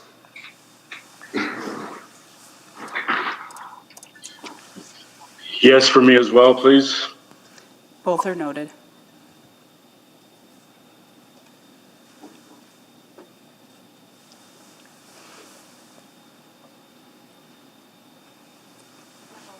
Sorry, we have all the votes, Mr. Mayor. Thank you. Display the vote. Okay, that's carried 9-3. The amendment has adjusted the motion, so the direction as amended is now before us. Is there any further debate? Anyone wishing to speak to the motion as amended? Yeah, Mr. Mayor, I'll weigh in a little bit. Go ahead. Thank the council for having this discussion. This is definitely a emotional issue for a lot of people. A lot of people feel that this is very much a health issue, and for those, there is actually an exemption. We didn't hear a lot of folks come out to speak about that who have a legitimate exemption. However, there is a feeling among the public that those with an exemption are sort of ostracized. And so those were the presentations that really moved me personally, because I understand what it means to be ostracized sometimes, or to be facing some form of bias. And so, our compassion for those folks is 100%, and their stories are real. So, as we proceed on this, this is why this is such a difficult conversation. If the public is listening in, they should know this is not easy for us, because our default is that we want to hear from people. That's it. That's our default. We want to hear what people have to say. What this is butting up against is science. It's butting up against time, and it's butting up against the public good. That this issue has been politicized is absolutely no secret. That there are those who may want to try to take advantage of that politicization and extend it is no secret. But at some point, whether it's uncomfortable or not, we have to determine what is the greater good over what is our preference. My preference is to hear all the speakers. That's my desire. But I wasn't elected to make decisions based on my personal preferences and desires. These are tough decisions, and we have to be willing to make tough decisions, or we should not be in our positions, quite frankly. This is a choice that will leave a lot of people unhappy. And we will have to work to regain the trust of some dozen people, a few dozen people perhaps. I'm willing to do that work. And I hope everyone else is as well. We have an unenviable responsibility in the absence of other direction to do everything we can to keep the economy moving, to keep people safe, to keep our hospitals from being overwhelmed. And to me, at this point, as uncomfortable as it is for me because of my preference to want to hear everyone, I have to weigh those things more heavily than a few more hours of hearing more presentations, as important as they are, and they are important. But this is one of those decisions and situations that no one signed up for because no one knew there was going to be a pandemic. But it's one of the decisions we have to make. While I value the position of everyone on council, whether they're for this or against it, I also value the potential to keep people alive. And that's it. And thank you. My apologies if it sounded like I was lecturing. I just have thought about this for many, many hours, many, many days, and I'm quite passionate on this issue. Thank you. Thank you, Councillor Paquette. Councillor Hamilton, if you could take the chair. I've got the chair. So I hesitate to get into debating the merits of the bylaw itself because we still will have to do that on Friday, but that's the most important part of this motion, is that we're going to keep the question on track and timely. And I think the amount of pressure that local elected officials are feeling across this country, and particularly in our region where numbers are not looking good right now, is extraordinary. And there are a lot of discussions happening about what it is that we might be able to do within local jurisdiction, notwithstanding that we don't have the strongest tools or the best data that the province does, and continue to look to the province to make a variety of decisions around the pandemic. It's crystal clear that one of the most important things we can do is maintain the face covering bylaw. And I think to be able to send a signal, have that debate, subject to further questions of administration and so on and so forth, to be able to be in a position to send that signal this week with the passage of this motion in a timely fashion, even if we only get 2 readings done on Friday, I think will come as a comfort to Edmontonians who are looking for that leadership. And I'm very mindful of what Councillor Paquette has said about the very legitimate circumstances some people have faced and the challenges some businesses and others charged with trying to communicate to customers and members of the public what the rules are, that there have been challenges, as you would expect in a situation like this, and that for some people it has been challenging. And I think that testimony is important. And I think, without reopening old wounds, that's what city administration was trying to balance off around the matter of exemptions. And so, but as a recovering perfectionist, I think, there is a massive greater good to be accomplished by considering renewal in a timely fashion, and ultimately, obviously, I support renewal. And there are 2 key reasons why, again, not to get too far into debate on this, but one is the science, as many people have suggested, and the advice of our Zone Officer of Medical Health within this chamber, albeit virtually, when we've discussed it in the past. But also, I'm very comfortable with where our public is at on this. I have never had people stop me on the street the way I have after we put this measure in place in the spring, or pardon me, in the summer. And I think that still holds. I think people are looking for whatever protections they can get right now, and this is a critical one to support people and support the economy in its fragile state. So I think the timing's the most critical thing. I think the second most important part of this motion, though, is the invitation to continue to make written submissions. We're always open to that, but I think it will be helpful to offer the folks who have registered to speak formally an opportunity to provide written feedback, in addition to the 4 dozen or more submissions that were heard at committee, and best efforts made and time extended to hear from quite a few people. So I think this is a very, very urgent and timely circumstance, and best efforts were made to hear from everybody who registered last week. So I think with the benefit of additional written input, I'm mindful of the different perspectives and impacts for people with exemption challenges. I'm grateful to council for streaming this back so that decision can be made this week, which again was the original intent, was that the matter would be heard at committee last week and brought to council this week. So this will get us back on track for that, which I think is very timely and important, given everything. So I'll take the chair back. You have the chair. Anybody else wishing to speak? Councillor Walters to close.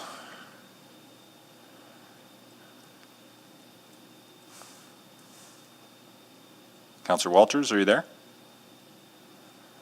He said he had to switch to his phone, actually. He texted me a few minutes ago when his device died.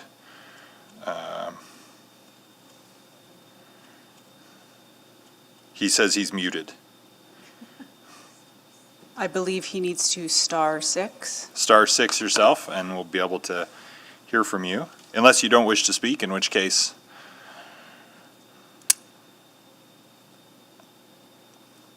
Okay, well, let's go to the vote then, if there's nothing to close.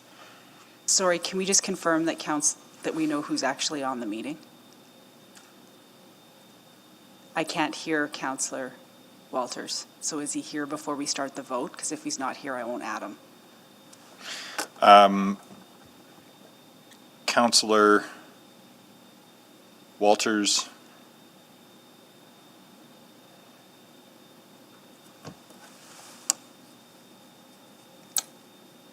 If I may, wouldn't he just vote in e-scribe? He's either there or he's not. Sorry, before I can call a vote, I need to know if I'm calling a vote for 11, 12, or 13 councillors. Yeah, and because we lost connectivity in a virtual meeting, we need to reestablish it.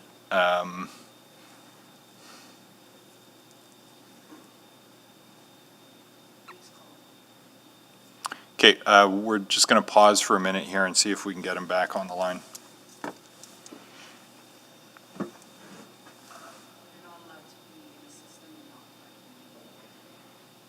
Hear me now? Yes, there we go. Sorry, I don't know what was happening. Forgive me, everybody. No worries. Are you okay if we go ahead with the vote? Yeah, yes, please. Okay, go ahead. Please vote. I vote yes. I'll vote yes.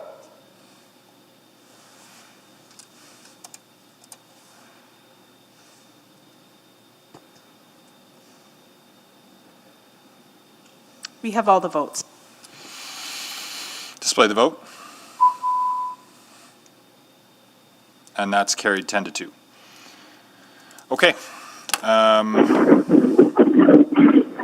So we do need to now do one more bit of agenda management. Sorry, Councillor Zadek? Sorry, I might not be, I might have voted for the wrong thing here. This is just to, it's 100% going to council on Friday, right? Yeah, so the motion as amended was to route it to council on Friday and continue to accept written submissions. Okay, yeah, the way I just read it on my screen here, I just felt I have to publicly justify that. So my vote's correct. Thank you. Understood. Okay, so now we need to make some agenda management adjustments. This would work best as first item on Friday, and then 9.3 we would adjust from being first item to being 11 a.m. So I just need motion to make that bylaw time specific for 9:30 a.m. and the other time specific for 11. So moved. Thank you, Councillor Knack. Seconder for Second. that? Thank you, Councillor Essinger. I'll just... Mr. Mayor, not a reason not to do this, but I have to chair JMF at 11 o'clock, so you won't have me for the second item, which I think is okay. I can give you any comments that I would have. Okay, understood. Okay. Mr. Mayor? Yes, Councillor Caterina? For Friday, so the two items, time specific, is I have a governance committee meeting with AUMA starting at 8. And I was going to move off of that and come back at 9:30 for the 9.3. Now this changes scheduling. Just a heads up that I'm scheduled to be somewhere else, I'll try and make it in for both items to switch over, but I'm not sure how I'm going to do that. We got all Friday set aside. We could do this bylaw at 1:30, and we could do the other thing at maybe, I don't know, 10:30 if we can move it up a bit. Yeah, if we could space it out, because I won't be able to participate for both in that short period in the morning. One or the other in the morning would be okay, I think, but moving it a little later would be helpful. But again, I don't think that that's 100% necessary, but I'd like to be involved in both. Understood. So with a couple of folks having conflicts from what we had previously discussed, why don't we just take a minute here? Or does anybody else have any conflicts on Friday that they want to flag right now?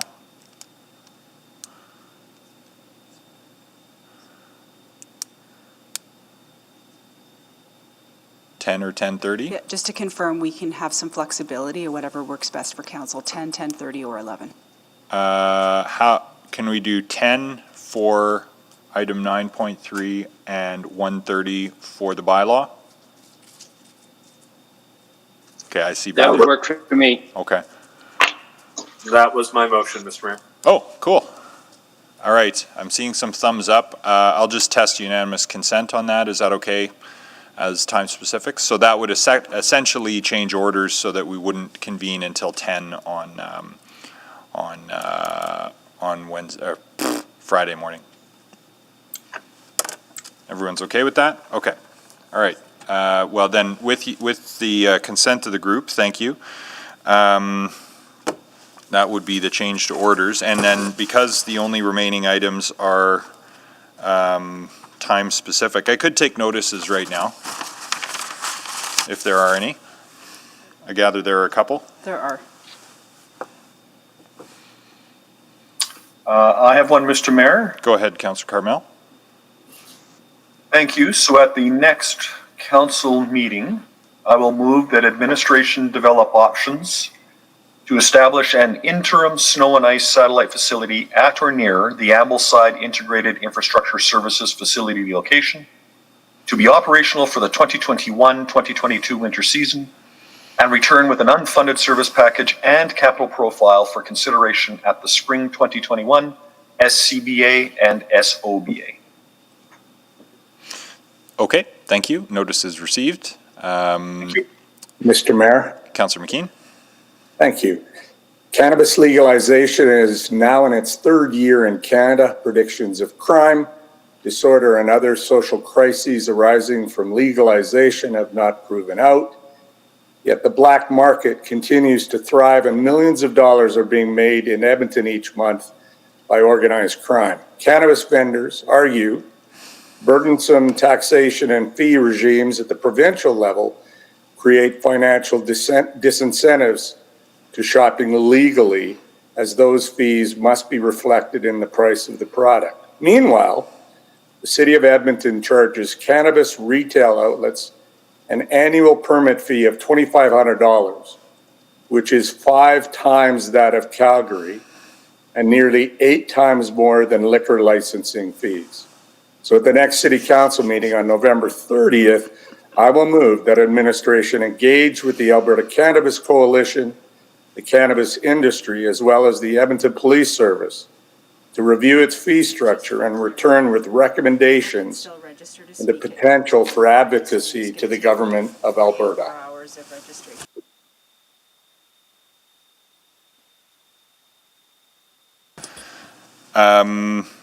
Thank you, Councillor McKean. Notice is received. Far out. Can I just? Yeah.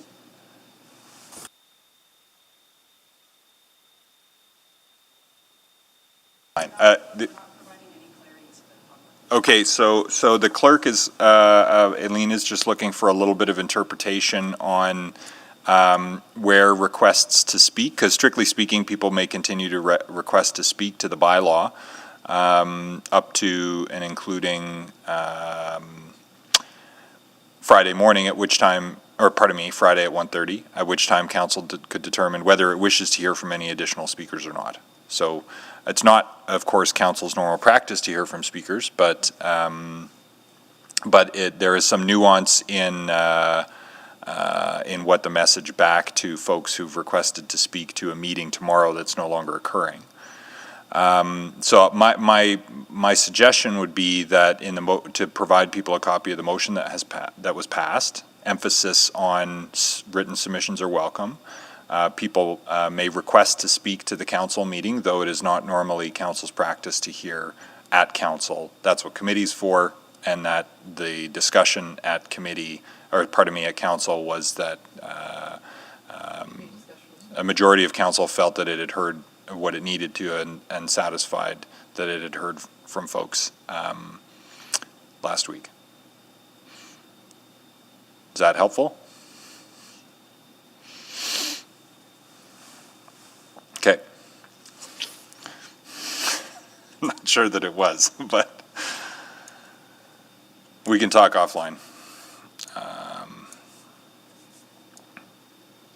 Okay, I don't think there's anything further